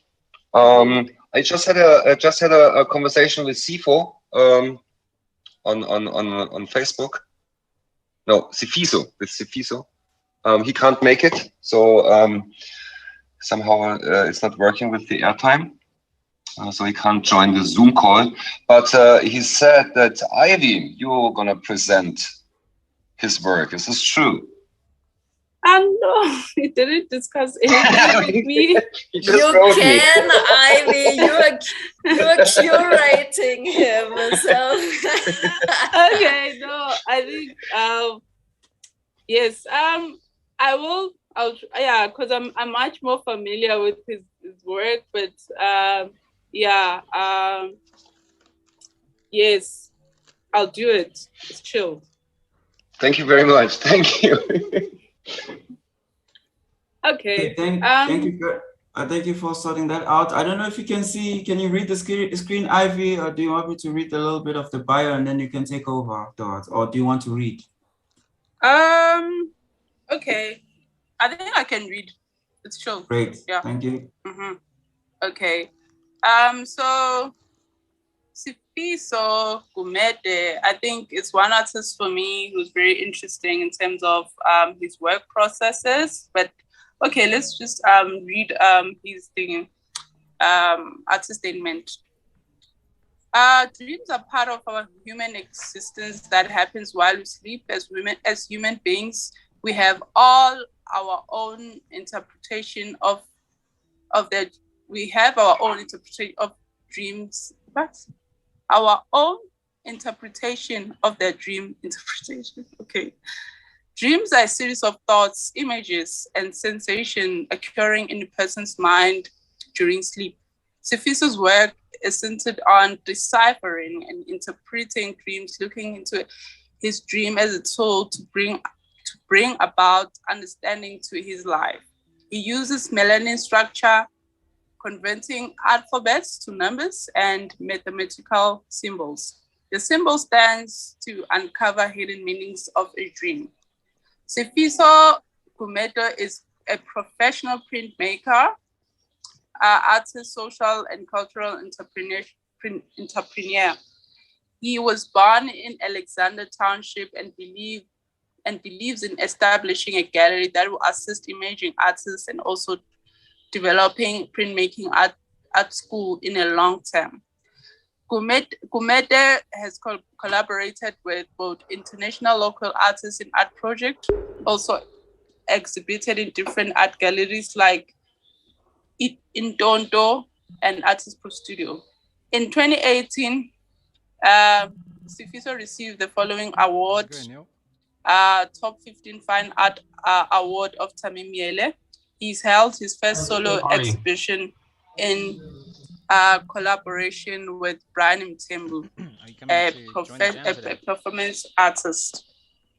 Yeah, so I'll just from my end, okay, I think the first encounter I really encountered with Sifiso was his process, because I think it's not a number of artists that really look into because of firstly he looks into dreams, so he has to dream to create artworks, which is very interesting, and also looking into how to then use, because of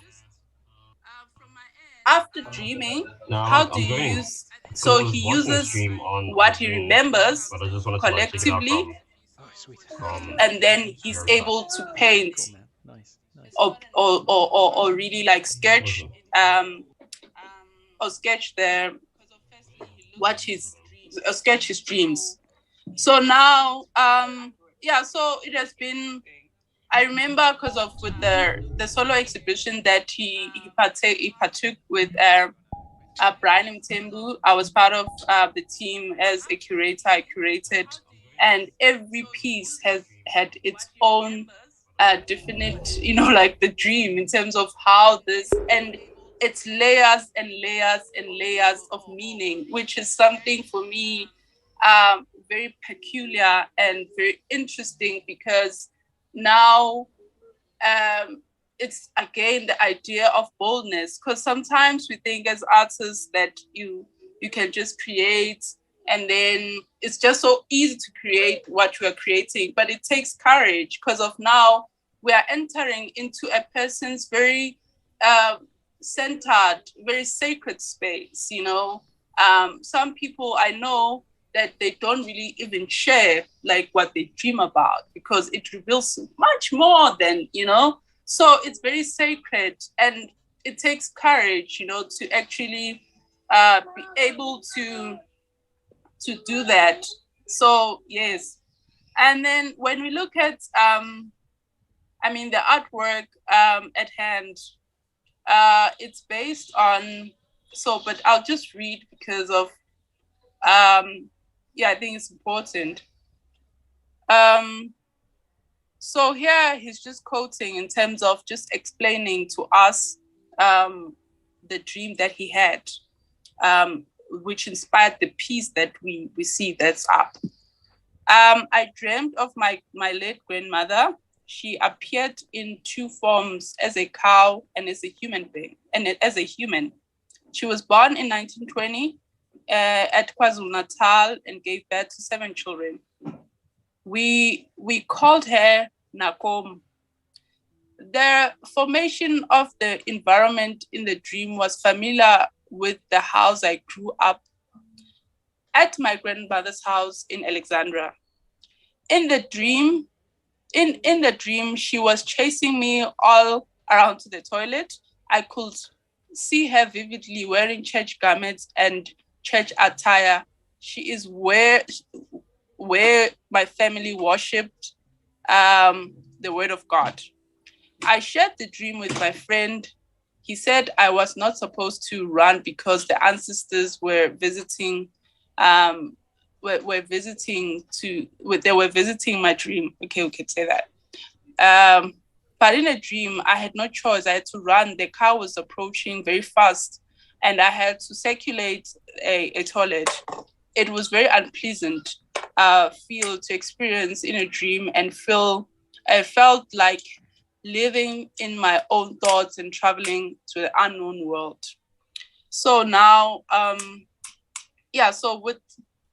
if I could summarize from my context, looking and like just reading this, what I just shared, that, it's very, now we are entering into a very centered, a very personalized space, because of now he's sharing his family history, much more symbolism. And when we look into dreams and try and decode certain things, like a cow means something, running, it's something, so it's so now when we do come again, you realize that now the meaning of this dream, it's way more than, what he has just maybe painted for us here, because we can actually sit down again and decode and find out, see, running, what does that mean? In what context was he,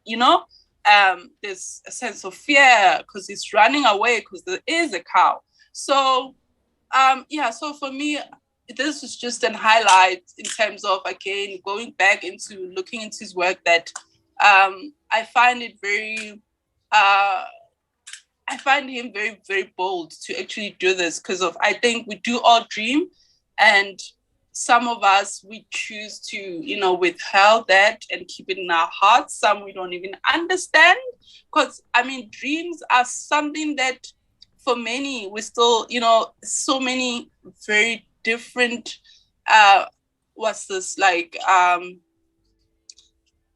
there's so many ways to actually explain. There's not definite way, because in this way you can be, you know.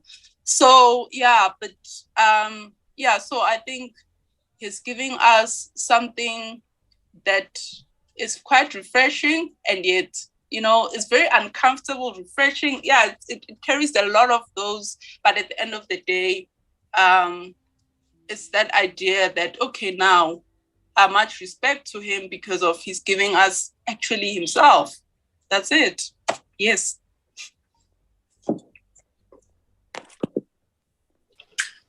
That was wonderful. Thank you so much, Ivy. I'm still in contact with Sifiso on Facebook. So I just was, I'm trying to reach out because I'm interested in what the number means. So probably everybody's interested in the number, right? I can explain it if you want to. Oh, really? Yes. Okay, please. If you have a look, but Ivy, please correct me if I'm wrong.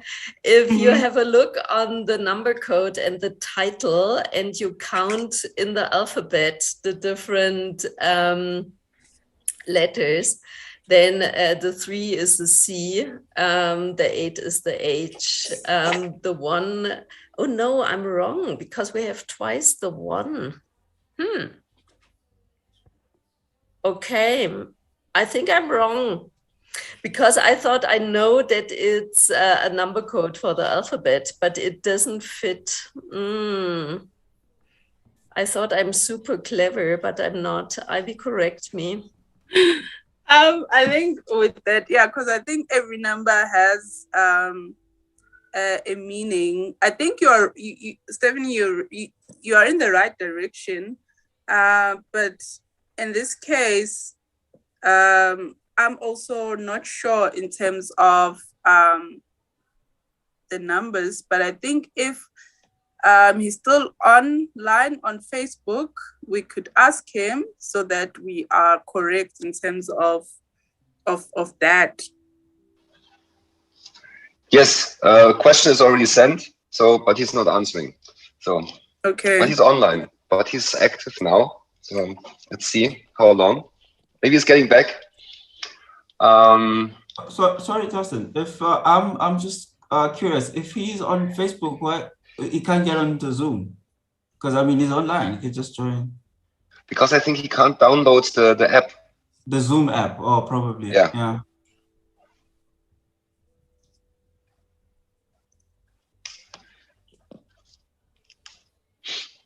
What means Shahif? I also was counting through it, but I don't know. Okay. Yeah, let's wait. Maybe he's getting back. Otherwise, if you have any questions, please let me know the questions. Maybe write them into the chat, and then I will send Sifiso all the questions. So if you want to work with dreams and also with his work, the chase. The next artist is also not here because of not having the app downloaded, right? Sifu. But I don't know, Stephanie, you know Sifu very, very well. Maybe you know a lot about his work. Yes, but I'm not an artist. And I also know that Ivy already curated SIPO. So I would like to give her the chance to talk about him.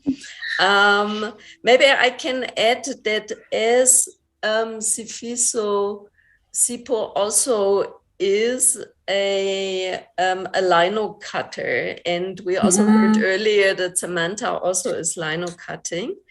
But they also are, you know, they make other kind of artwork. And Yeah, please, Ivy, I think you're the right person to give us more information. Oh, by the way, sorry, I think Walter find out that it's not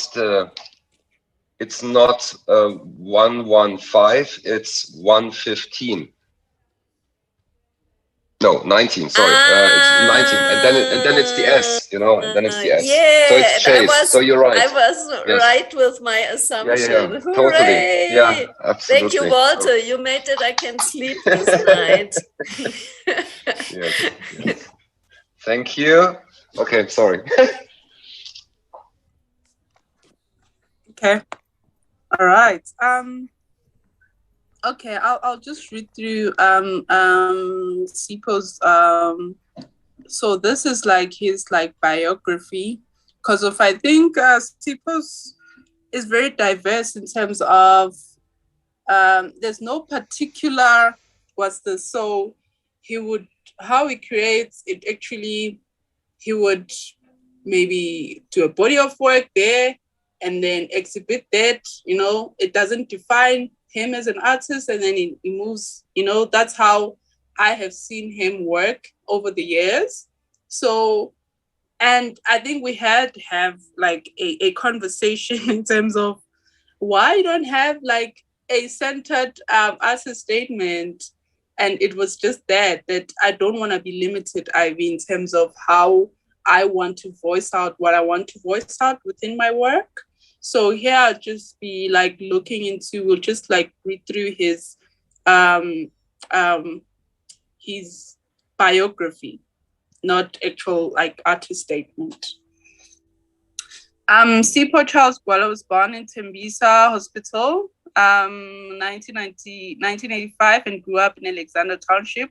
Gwala completed his high school education at Northview High School in 2003. He is a graduate of National Diploma from University of Johannesburg in Fine Arts. In 2010. He also obtained a Bachelor of Arts with honors in digital art, as well as production core course 2013 to 2017, a leadership and management advancement Casteta course from University of Witwatersrand. Gwala attended business mentorship at the Goethe Institute for 6 months, 2019, and he collaborated with both international and local artists. He has got commissions from Post Office, Johannesburg Development Agency. Gwala partnered with Alex Collective Arts Collective to host Early Child Development Program in Arts, catered for children between the ages of 7 to 16, and the Alex Carnival, and also planned pop-up exhibition with Gom Art, both NPO based in Alexander Township. In 2021, he completed an online course on social entrepreneurship facilitated by British Council in partnership with KCIC Consulting in Kenya. Okay. Can we have the next slide? Yeah, so as I mentioned before, so his work, he wants not to be limited in terms of the way he works and the thought processes and.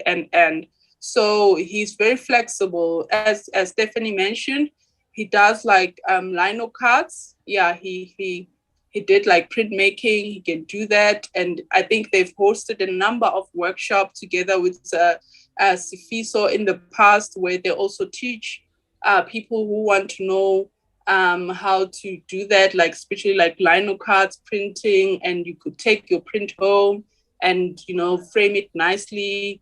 Yes, and then but when we look into the work that is that we see on the screen right now, it's something, these are like it's charcoal on acrylic on board. So as I remember quite correctly, so with the work that he's portrayed here, because it's a body of work, not only because of the title of the work is called Velimvuso, So he is a performer in the arts. So the body of work that he actually did was actually to commemorate these artists, these creatives within, I think, Alexandra, like forgotten heroes and heroines within the creative space, and people who have contributed, but, maybe probably society has forgotten, all of those things. So it was just also bringing, so the body of work was just looking into those people and also sharing into their history and their achievements in terms of what they've achieved in doing the work that they do. So I'll just read as per the artwork. So Veli Vuso is part of Alexandra Arts Collective, which was founded in 2018 by Alexandra artists. Veli Vuso is a performer in the arts. He is a choreographer and actor. Vuso has been in the arts since 1990. This is one of the oldest group in Alexandra and continues to give hope to the future artists. This particular picture was taken in September 2019 during an AAK school holiday arts development program in the West Bank Park. On the day, he played indigenous games with pupils as a way of letting everyone know that we are here to learn and have fun too. This is an edutainment as we entertain and educate. Yes, so as I just mentioned, Veli Vuso, he's been at it since like 1990, which is amazing, because I also, within the body of work, the ones that Veli Vuso is part of, he took me through in terms of all of the creatives, as I mentioned, it's like people that he's celebrating, people who have, put artists and, arts in Alexandra Township on the map. Yes. Aha. Yeah, thank you. Thank you, Ivy. I know C4 as well since a long time, since 2011. I think I met him for the first time, and in 2012 he also exhibited at the first Amaze Festival, and there was also the time he was also the contact person when we did the first what was it? Kind of a pop-up in Alexandra. So it was very, very nice to have a lot of kids around. We wanted to reach out to the schools, that the schools are coming a little bit more elder or teens, but they were busy during the weekend, or I don't know.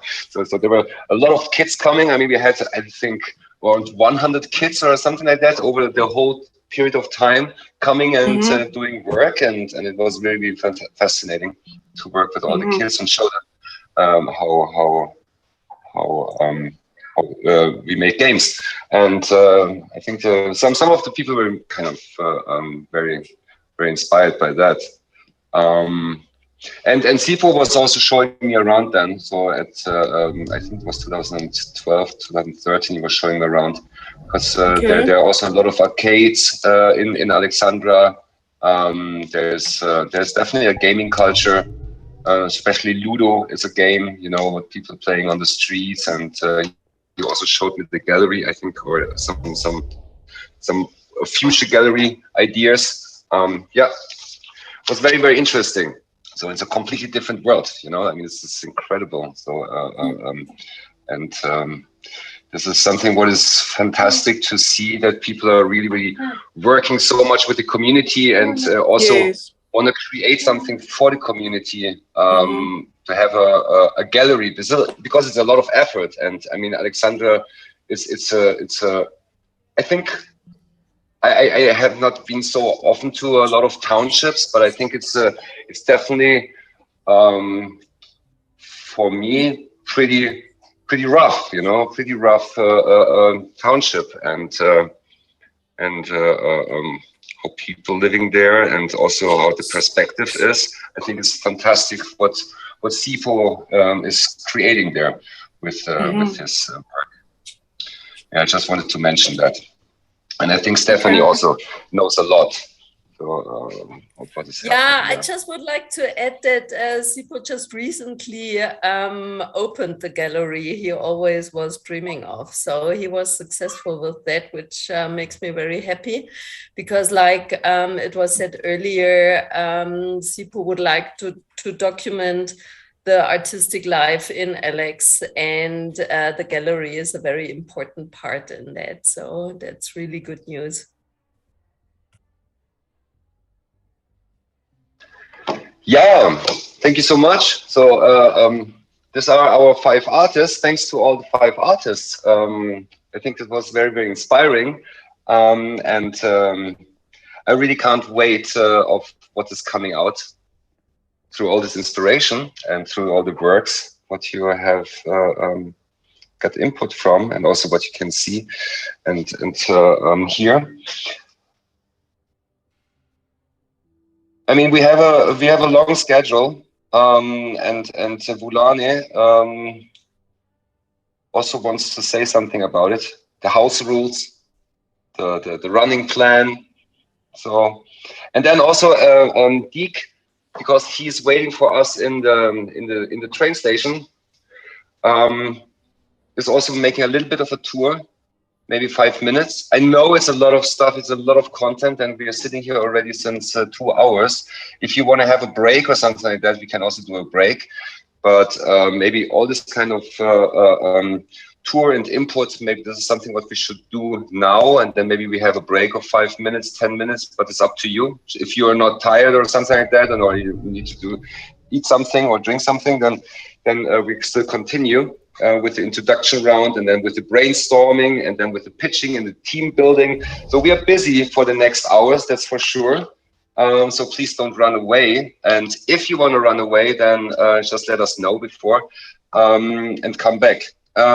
Because there are 2 people already, they jumped out, so which is sad, but both of them are sick. So they thought that they're better, but they're not feeling well to continue that. But we're still lots of people. It's fantastic. It's amazing.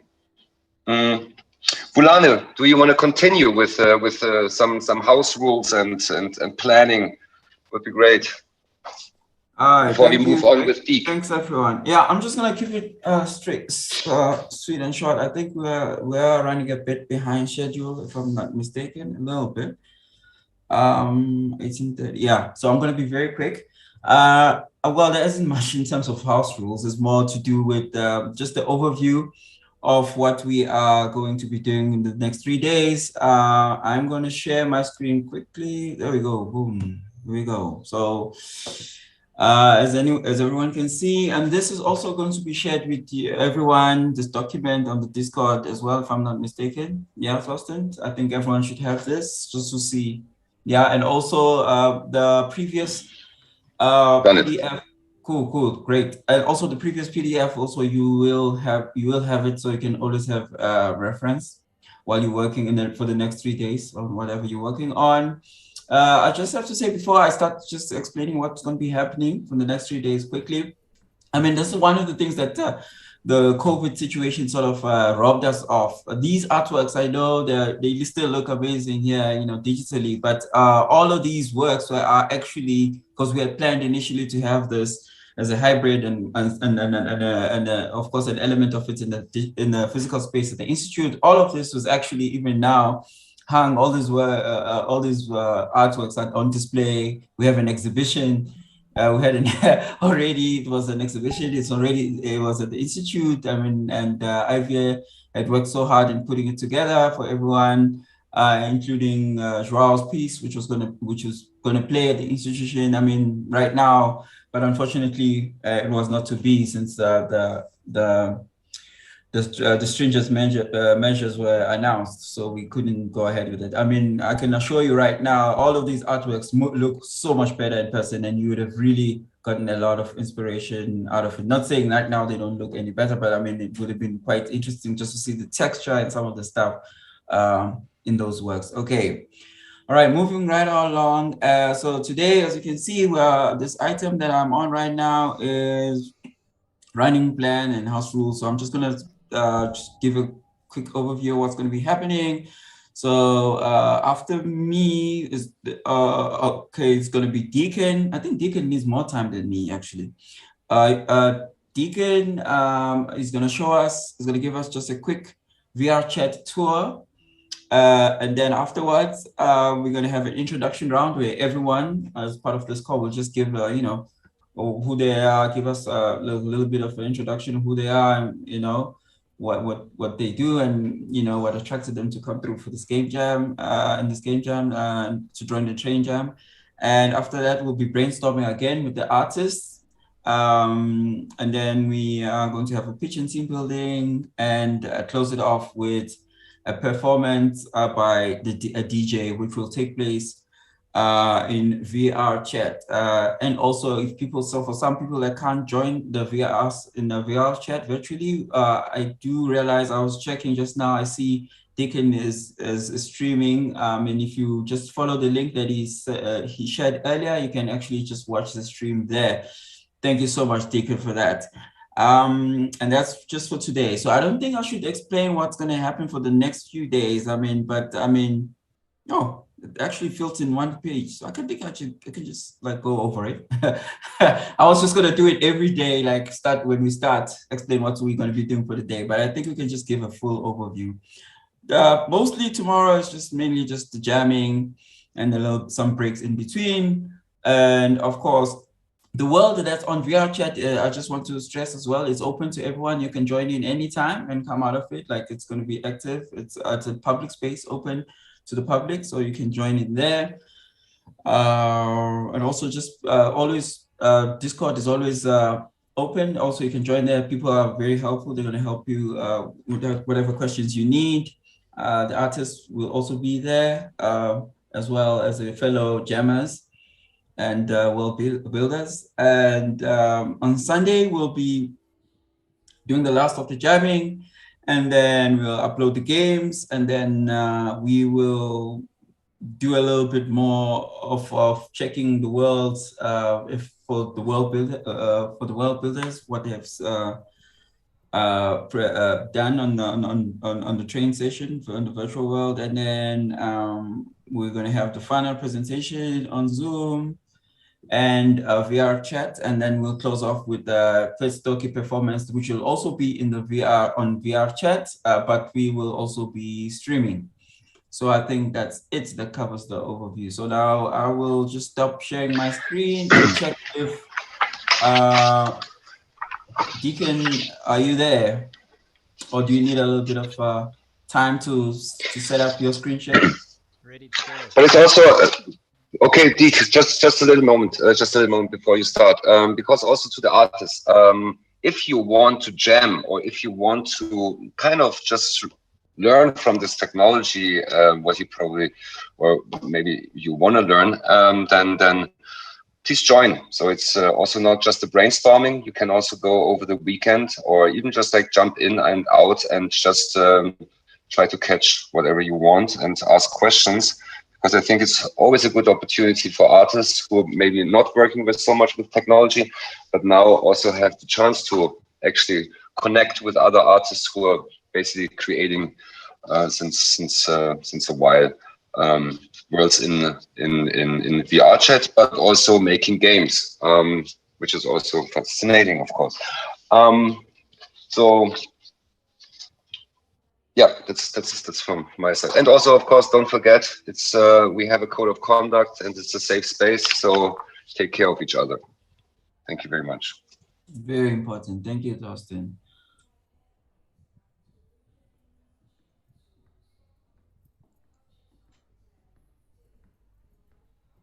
Hey everybody. Hi. So my name is Dale Deacon. I'm one of the virtual reality world builders who helped with the Amaze train station. I'm going to take you on a super quick whirlwind tour of where the station is. I think one of the coolest things about the station that it's important to keep in mind is that it is like a collaborative effort between a lot of different people. You'll see there's artwork on the walls by certain artists. There's music playing by musicians. Architects help build the structure. Designers, developers, everybody pulled together. So this is a big collaborative space.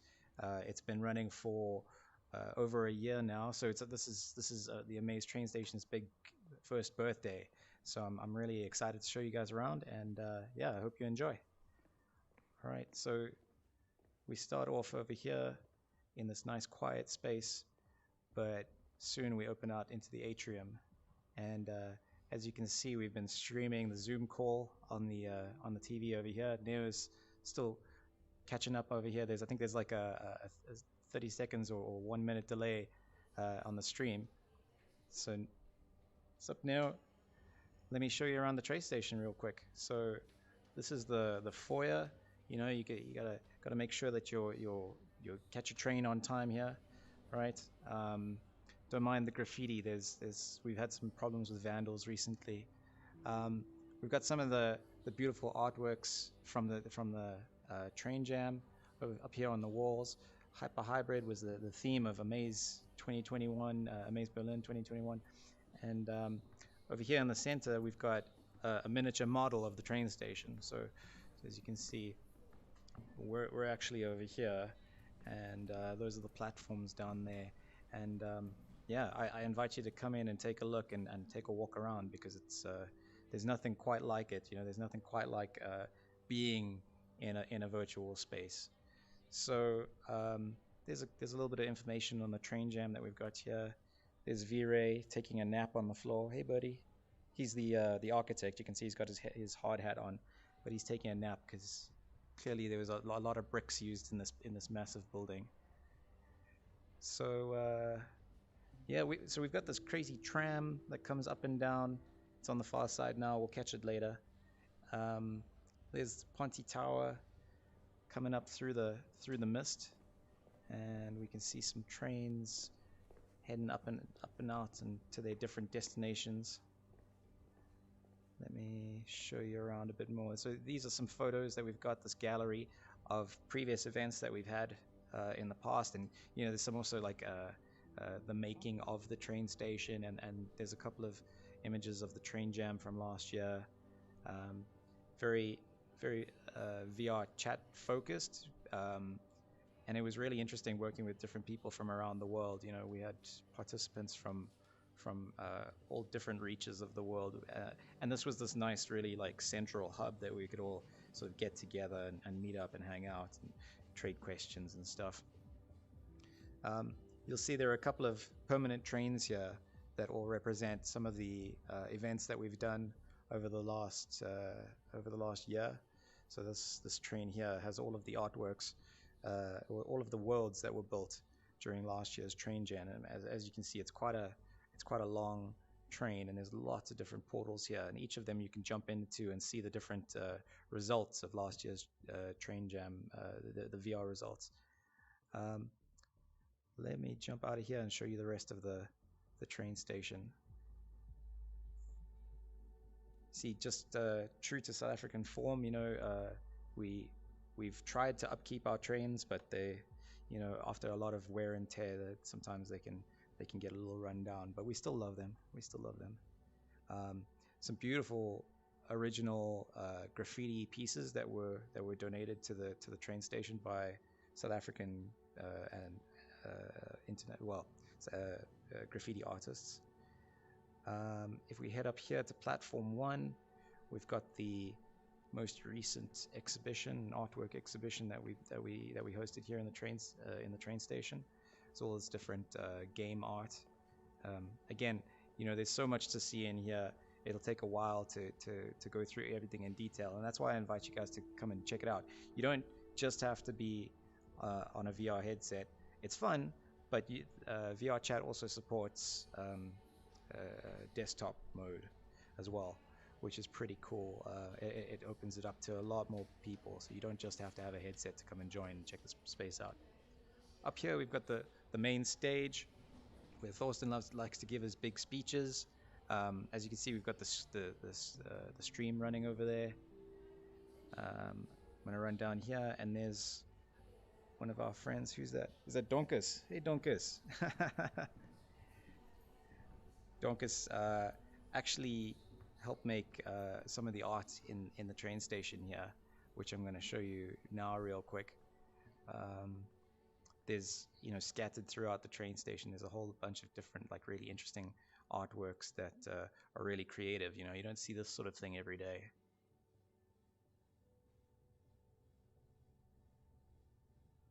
I think, I guess one of the reasons that I'm still so in love with virtual reality is because you really can sort of appreciate, like, the size and scope of something that's completely imaginary.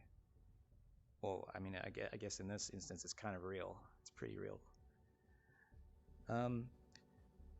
Right, you can run around on the roof if that piques your interest. But if we jump down here, there is. Let me show you the last stop on our tour.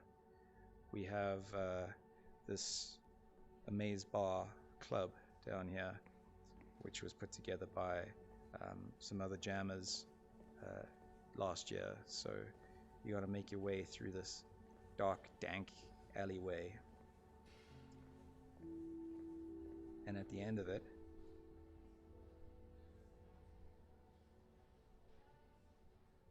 we've got the club. Right, so this is where we're going to be hosting the DJ a little bit later. I don't want to give away too many secrets and surprises, but we've got a couple of cool things lined up for in here a little bit later. Yeah, let me jump on the teleport pad, and using these teleport pads you can get around pretty quickly. There's also a teleport gun around that you can use, and yeah, I think that I don't want to. I know we've all been sitting here for quite a while, so I'm gonna hand over to the next person on the schedule. But yeah, I hope you enjoyed the tour, and hope to see you in here soon. We'll be in VR chat the whole weekend. We've got a bunch of jammers. There were a whole bunch of people here earlier running around like crazy. So there's going to be a lot going on in the train station this weekend. If you can find some time, you're welcome to come and join us. There's also a stream that we've set up that's going to be streaming some music from the basement throughout the whole weekend. All right, over to you guys. Thank you very much, Deac. It was fantastic. Such a great update, and it's also working now for Quest, right? As I understood. Yes, that's right. Super cool, super cool. So wonderful. So you can put your art or whatever you do into VR chat, or you make a game and upload it on itch.io later. But before we come to the jamming part, I definitely want to ask you, how are you, and how we should continue. Are you ready for a brainstorming? Because during the brainstorming session, you can basically as well eat something, drink something, go on toilet, meet some friends, whatever. But you also can hang out on Discord and maybe brainstorm with the others, or jump into VR chat and brainstorm with the others. And then we just meet in a couple of minutes. So maybe, well, how long do you want to have for brainstorming session? Would be great to get maybe indication. Is 15 minutes enough? Do we want to have 30 minutes? Because it would be great then after the introduction round from each other to continue with the brainstorming. And it's basically one idea, and then you pitch the idea, and then you find your team, or you find someone, or you do something by yourself as you wish. Should I just continue? Yes. I don't know, because I don't know what the needs of other people are, but like I already made a team with Marie and Root, and like we've been brainstorming already, so we'll probably already just start working on it, I think. So okay. Yeah, maybe I'll see you guys later in VR chat. I mean, it would be great just to hear what you want to do. So maybe we can meet then and just like, or maybe you want to open now. I mean, it's because I mean we're going to do a short introduction round that everybody just says, hey, hello, and I can do this, and maybe if you have already through all this input a fascinating idea you want to work on, then just let us know. So maybe you want to start, Jay. That's fantastic. Great, thank you. Yeah, okay. My name is Jay. I'm a game developer and software developer. I think I'm gonna do this jam with my friend Marie and Root. Like Marie lives in the same town as me, so we're gonna work in real life at my place, and Root lives in a different place, so we're gonna work with her like through VR chat.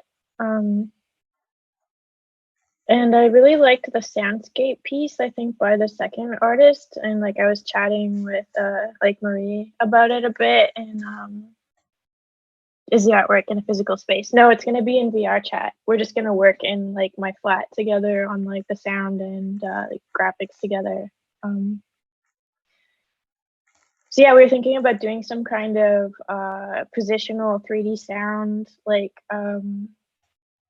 artwork in VR chat, since you can make like 3D objects like out of sound objects or visual objects, and the person can walk around in the virtual reality space. We can take advantage of like 3D positional audio.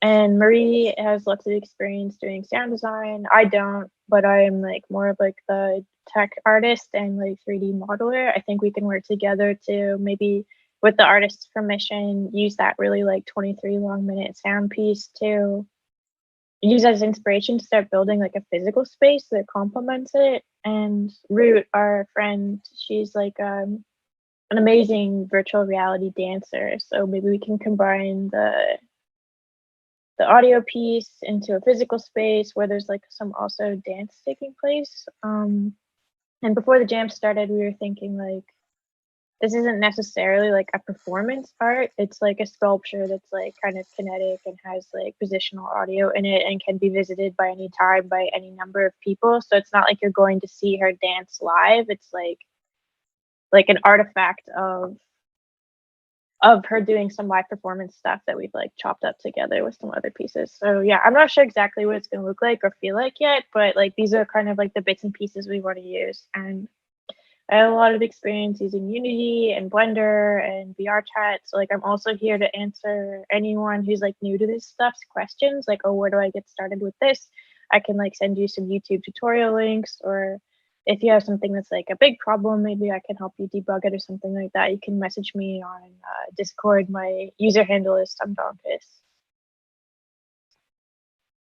That's it. Great. Thank you. So you're going to use the work of Joao, right? As I understood. I think so, as long as like with his permission and like of course, yeah. And if he's interested. Pleasure. That was already given. Sounds amazing. I can't wait to see what comes of it. Cool. Thank you. Joao, if you have time, you can join the jam. Yeah, maybe I will tomorrow. Okay, cool. Nice. Yeah. Who wants to be next? Who we have here on the list? Philip, maybe you want to continue saying hello. Hello. Hello, everybody. My name is Philip. My background is actually more coming from the filmmaker side. And I've been working in VR and 360 video for quite some years, like something like 10 years or something. And I also built up a production company for VR experiences, and we also programmed a lot of Unity-based applications and like interactive experiences, and in the end, like XR platforms for kind of like meeting hubs for film festivals and stuff like that. And now I'm basically freelance, and I'm kind of restarting to work on all the stuff by myself. So for me, this is really a big experiment. I'm really very inspired by all the works, but I'm still digesting all the inputs. And I think I'm gonna go for something very simple, because this is just for me kind of the way. Like, I want to probably sculpt something in VR, and maybe with OpenBrush or Medium or something like that. And yeah, I'm still thinking of maybe, like, first I was thinking maybe it could be interesting to combine the sound piece with Ivy's piece, because it's also a street vendor and somehow the street sounds and so kind of fits. I also really like the CTSO's work with the dreams. So yeah, right now it's all in the clouds. I don't know yet, but I will try to combine it to something very, very simple, and probably will ask a lot of questions on Discord. And I'm totally up for working together with people, but I'm not sure if I can be a great help for anybody at this stage, because I'm really just trying to figure it out. So I would really try to concentrate on somehow finding an artistic approach or something that makes sense, and not focus so much on like perfect visuals. Probably it will be probably more like a rough approach. But yeah, I don't know. I'm still digesting his set. So we are also open to hop on and brainstorm with other people if anybody wants to talk about his or her ideas or something like that. Yeah. That sounds great. I mean, we can do all these kind of conversations as well here on Zoom as planned, but maybe some of you already dropping out, as it sounds like, because you have already a clear idea. And then maybe everybody's on Discord, but it would be fantastic. Maybe it's something, maybe Wulane, what you think? Maybe we can also say, we do the DJ sets a little bit before, you know, and tomorrow in the morning when everybody digested it, you know, and have a clear idea, that we meet in the morning and then we say, hey, this is something what I'm gonna do, because then we're collecting all the people with their ideas. It's always very hard to keep the people online together. It's easier when it's physical, but. I mean, I also have one more general question. Sorry to maybe jump in. Yeah. Like for the pieces that were more like artworks that usually hang in a gallery. I mean, are there like kind of like digital assets of these, like, or like images or? We have them. Yes. Okay. So yeah, we share with you the whole folder. We share with you all the details. Okay. And you definitely can use it. You also can use just the color, you know, maybe something like that. You want to work with the colors of one of the artists, or as well with the numbers. I don't know. So I mean, it's because I think the artworks, there should be more like an inspiration, you know, for you, and then also that you are contextualize it for yourself with everything what you want to build and create. I mean, there's basically not so many limits. But it would be great when you find somehow a connection to one of the art pieces, or maybe connect more of the art. Yeah. But it shouldn't be a gallery. You don't have to. No, I mean, the gallery at the train station is a gallery in a gallery. That's fantastic. Yeah, nice. Very good. Cool. Thank you. Who wants to be next? Walter, or Wandy, or Deac. I'm here. Can you hear me? Ah, Walter. Hello. Yes, we can hear you. Can you hear me? Okay. My name is Walter. I actually used to, for a while, work with Goethe Institute here in Joburg, with the game box, with Stephanie and them, and that was really cool. And I've been on the 2 physical train jams, so that's really been great being involved, or, you know, just seeing how all of this has been developing in progressing over the years. So I have been for the last few years a game design lecturer in Pretoria area, Centurion. And so, yeah, actually yesterday, or when was the end of the month, November, was my last day as a lecturer. And I moved to Berlin with my wife next year. And so that's why I had to finish there. So just like getting back into actually doing some of my own projects, game design stuff. With the artist speaking, I think this whole, the way it's been put together, it actually works so well together. It's such a good mixture of artists for inspiration.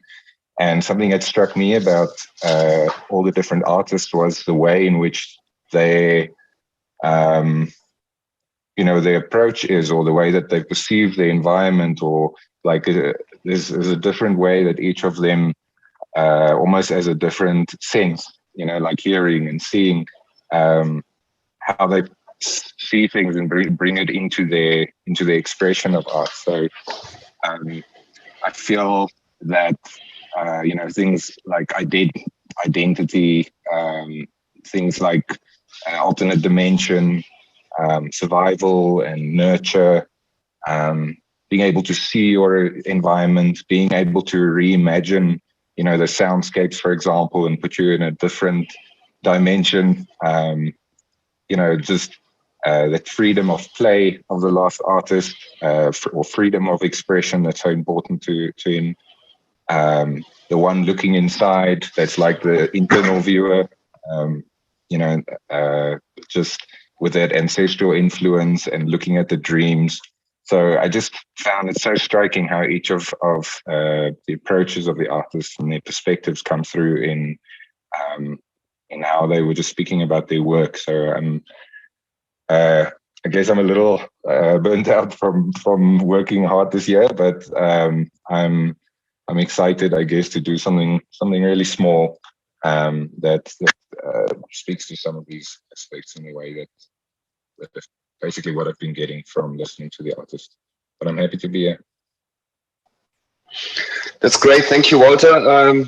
Wonderful. You're moving to Berlin, and we'll see us soon. So yeah, it's cool. Do you want to make a game, or do you want to do something in VR chat? I'll be making a game. Yeah. You want to make a game? Okay, cool. Yeah. That's awesome. Yeah. So, and you definitely want to work with someone together, I guess. Or I you want think to do at it this yourself? stage, I'm not ready to commit. I just want to see like what I can see and kind of speak to people and see what everybody's doing. Yeah, kind of open. Super, nice. Thank you so much. Who wants to be next? We have Joao, we have Walter, Jay, Wandi. Hello, Wandi.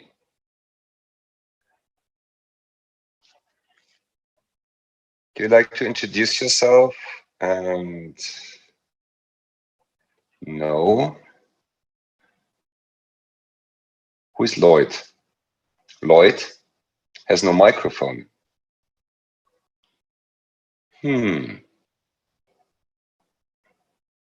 Adam, can you hear us? I can hear you, but wonderful. Hello. I missed all the presentations, so it's hard for me to. We can do it again for you. Make any suggestions?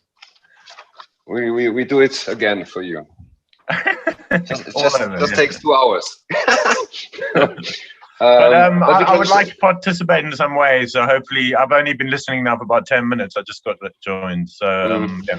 Let me listen, and maybe I can join a team or something. Yeah. Okay, but maybe you want to introduce yourself because you've been there already last year, so with us on the train jam. My name's Adam. I'm not a very technical dev. I've been involved in a bunch of VR chat projects with the crew who built the train station. I guess for this project I could contribute in physics. I've got a background in sculpture, so I'm very interested in building some things in VR. So I'm quite keen to maybe contribute by making some assets for something that one of the teams may be putting together, if anyone's up for collaborating. I do a lot of work in sound as well, if anyone needs help with that sort of thing. But yeah, last year's Train Jam was amazing, and I'm very excited about this one and the updates you've all made to the station. I was having a run around there last night. And also the approach you've taken this year with the artists that are on board. I was just reading some of your profiles, but I haven't had a proper chance to go through it all and the work. Is there anything else I should maybe say? No. Thank you, Adam. That's wonderful. Yeah, so nice to have you here. And my strengths are audio. If anyone needs help, and potentially building assets in 3D using VR building tools, like Tilt Brush or something like that. You joined already Discord, right? You joined already Discord? I've joined the Discord now, yeah, I found it. Sorry okay, wonderful. Yeah. Perfect. Great. Awesome. Great having you. Thank you. I'm definitely going to share all the material of the artists. So there will be a folder, and then you can look through it. The descriptions are already there, but also the assets. So if you want to have the digital version of the piece and also Joao's sound work, then you will find it in this folder. So Lloyd, how are you?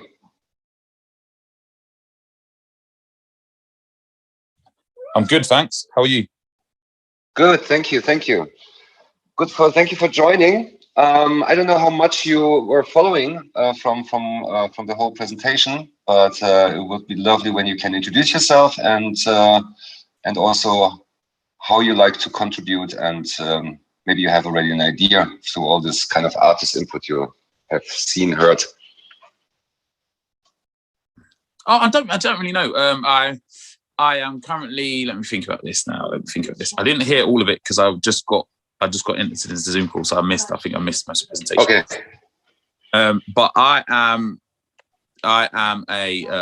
hailing from London, obviously. I'm known to the wonderful Metaverse crew. I've just won. I come from Altspace, so this is a big deal for me, being part of Amaze this weekend. I heard of it last year, but I managed to come to the wonderful building that you guys created last year, but it was after the event. I am currently working in Altspace. I'm currently an award winner because I won a Rain Dancing Immersive Award, so I just want to put that in there. And I'm working on a boat project to do with VR and local history.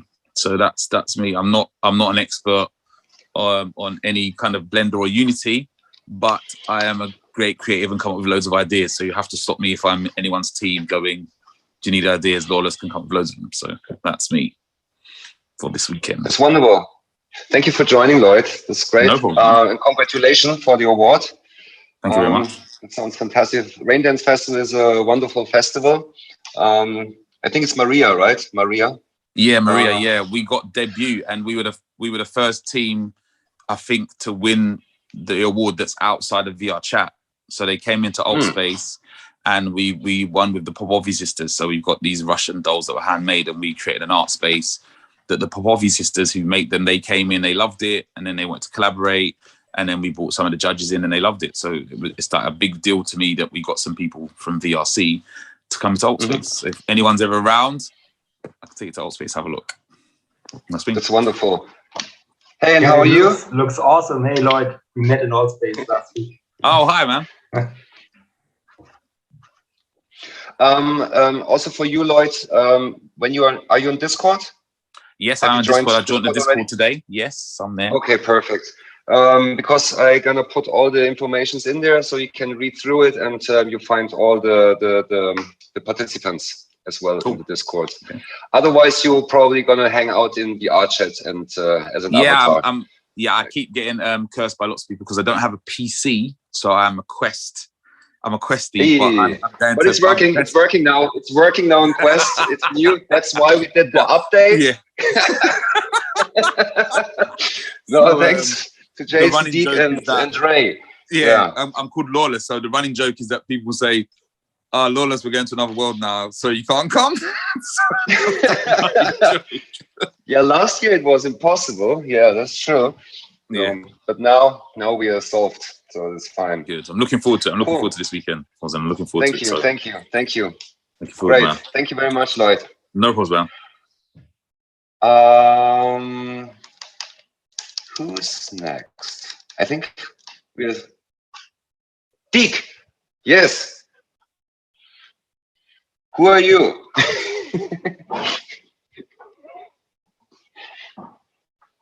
Okay.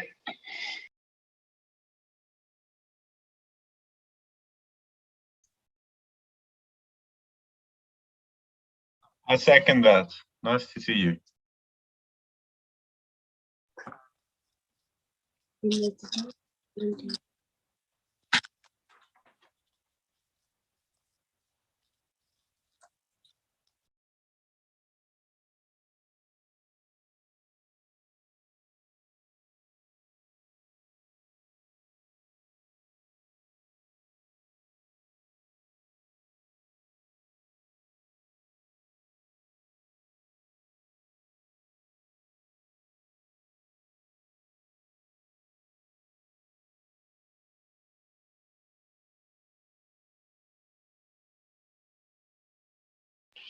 Thank you very much, Deac.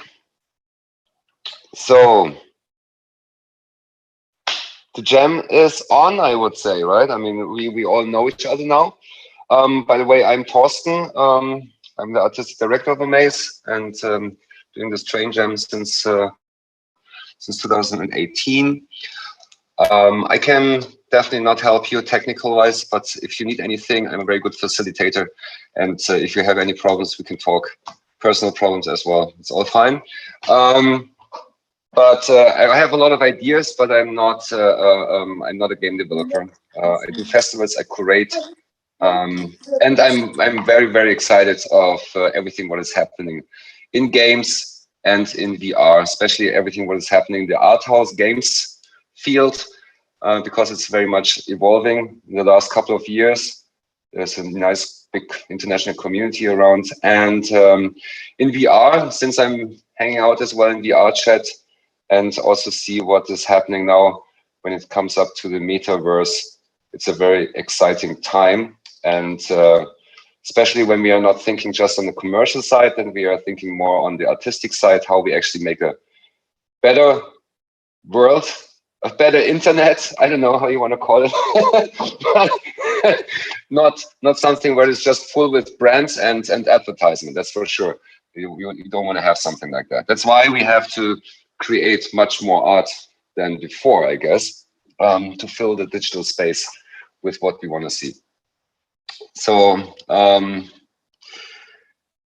Vulane, Stephanie, maybe maybe you want to say something as well. So, yeah, I just want to say, you know, it's absolutely inspiring to hear all your ideas. I'm very curious what's going to develop over the weekend and to see what the artistic outcome will be on the basis of the artwork that just was presented, and to create something different and to make something different out of it. So very curious to see that. My work always is done when you guys start. So I'm in a very comfortable position to enjoy and have a look on what's going to happen. And that's it from my side, and over to Vulane. Thank you, Stephanie. Are you also going to be on VR chat? You have glasses? You can join? I don't have a glass, but I join via the laptop, and I definitely will join the DJ set tonight, and I'll be on VR chat definitely, yeah, because DJ Da Crook, I love him absolutely. So you should join too, definitely. Super. Yeah, great. I will. Vulane.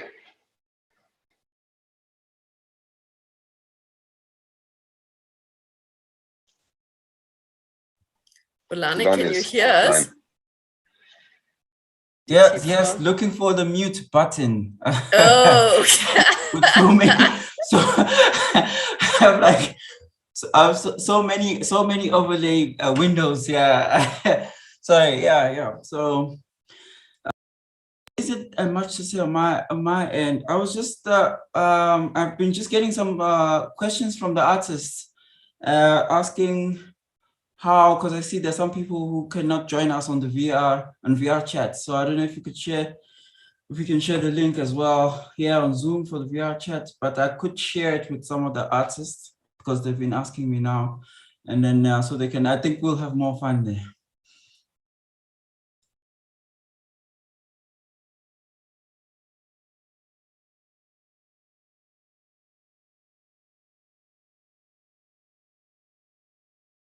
Yeah.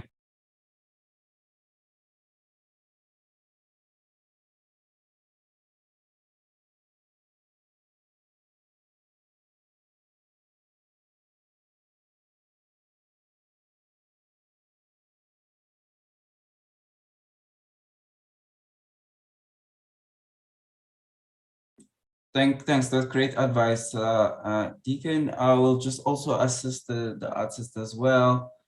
I'm sure if anyone's listening, especially Ivy as well, like if anyone else is interested, just let me know, and I'm glad to assist everyone in making sure that we get to the train station, and we all, as Deacon has mentioned, we are all in the same instance. Thank you so much. I think that's it on my end. I don't have much else. I don't know. I know, Torsten, you did mention that about the DJ, that we should. I just feel, I don't know about how the rest of the participants, how everyone else feels. I just feel maybe if we just play, like, because it's already it's playing on the screen on VR chat, if you just move it there. I don't think having it here in Zoom, I don't think anyone will be here in Zoom after the session. I think everyone is either there or on Discord, so I don't know how everyone else feels. I'm super happy. So as it went so far. So, and I think all this kind of brainstorming, and I think people need a little bit more time, just like to get their thoughts together. And also I'm going to share now everything on Discord, so that everybody has the pictures and the details from the artists. And then basically we can start with the DJ set already, maybe at 8. I mean, it's 8. It's your 8, right? It's your 8 p.m. already. Yeah, it's a South African 8.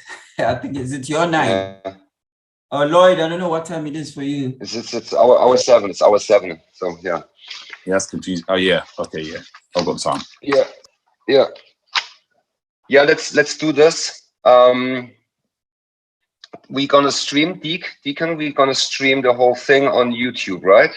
So then I can give me maybe then half an hour. Then we can also promote it a little bit on social media, that we start now the party, so more people can jump into VR chat.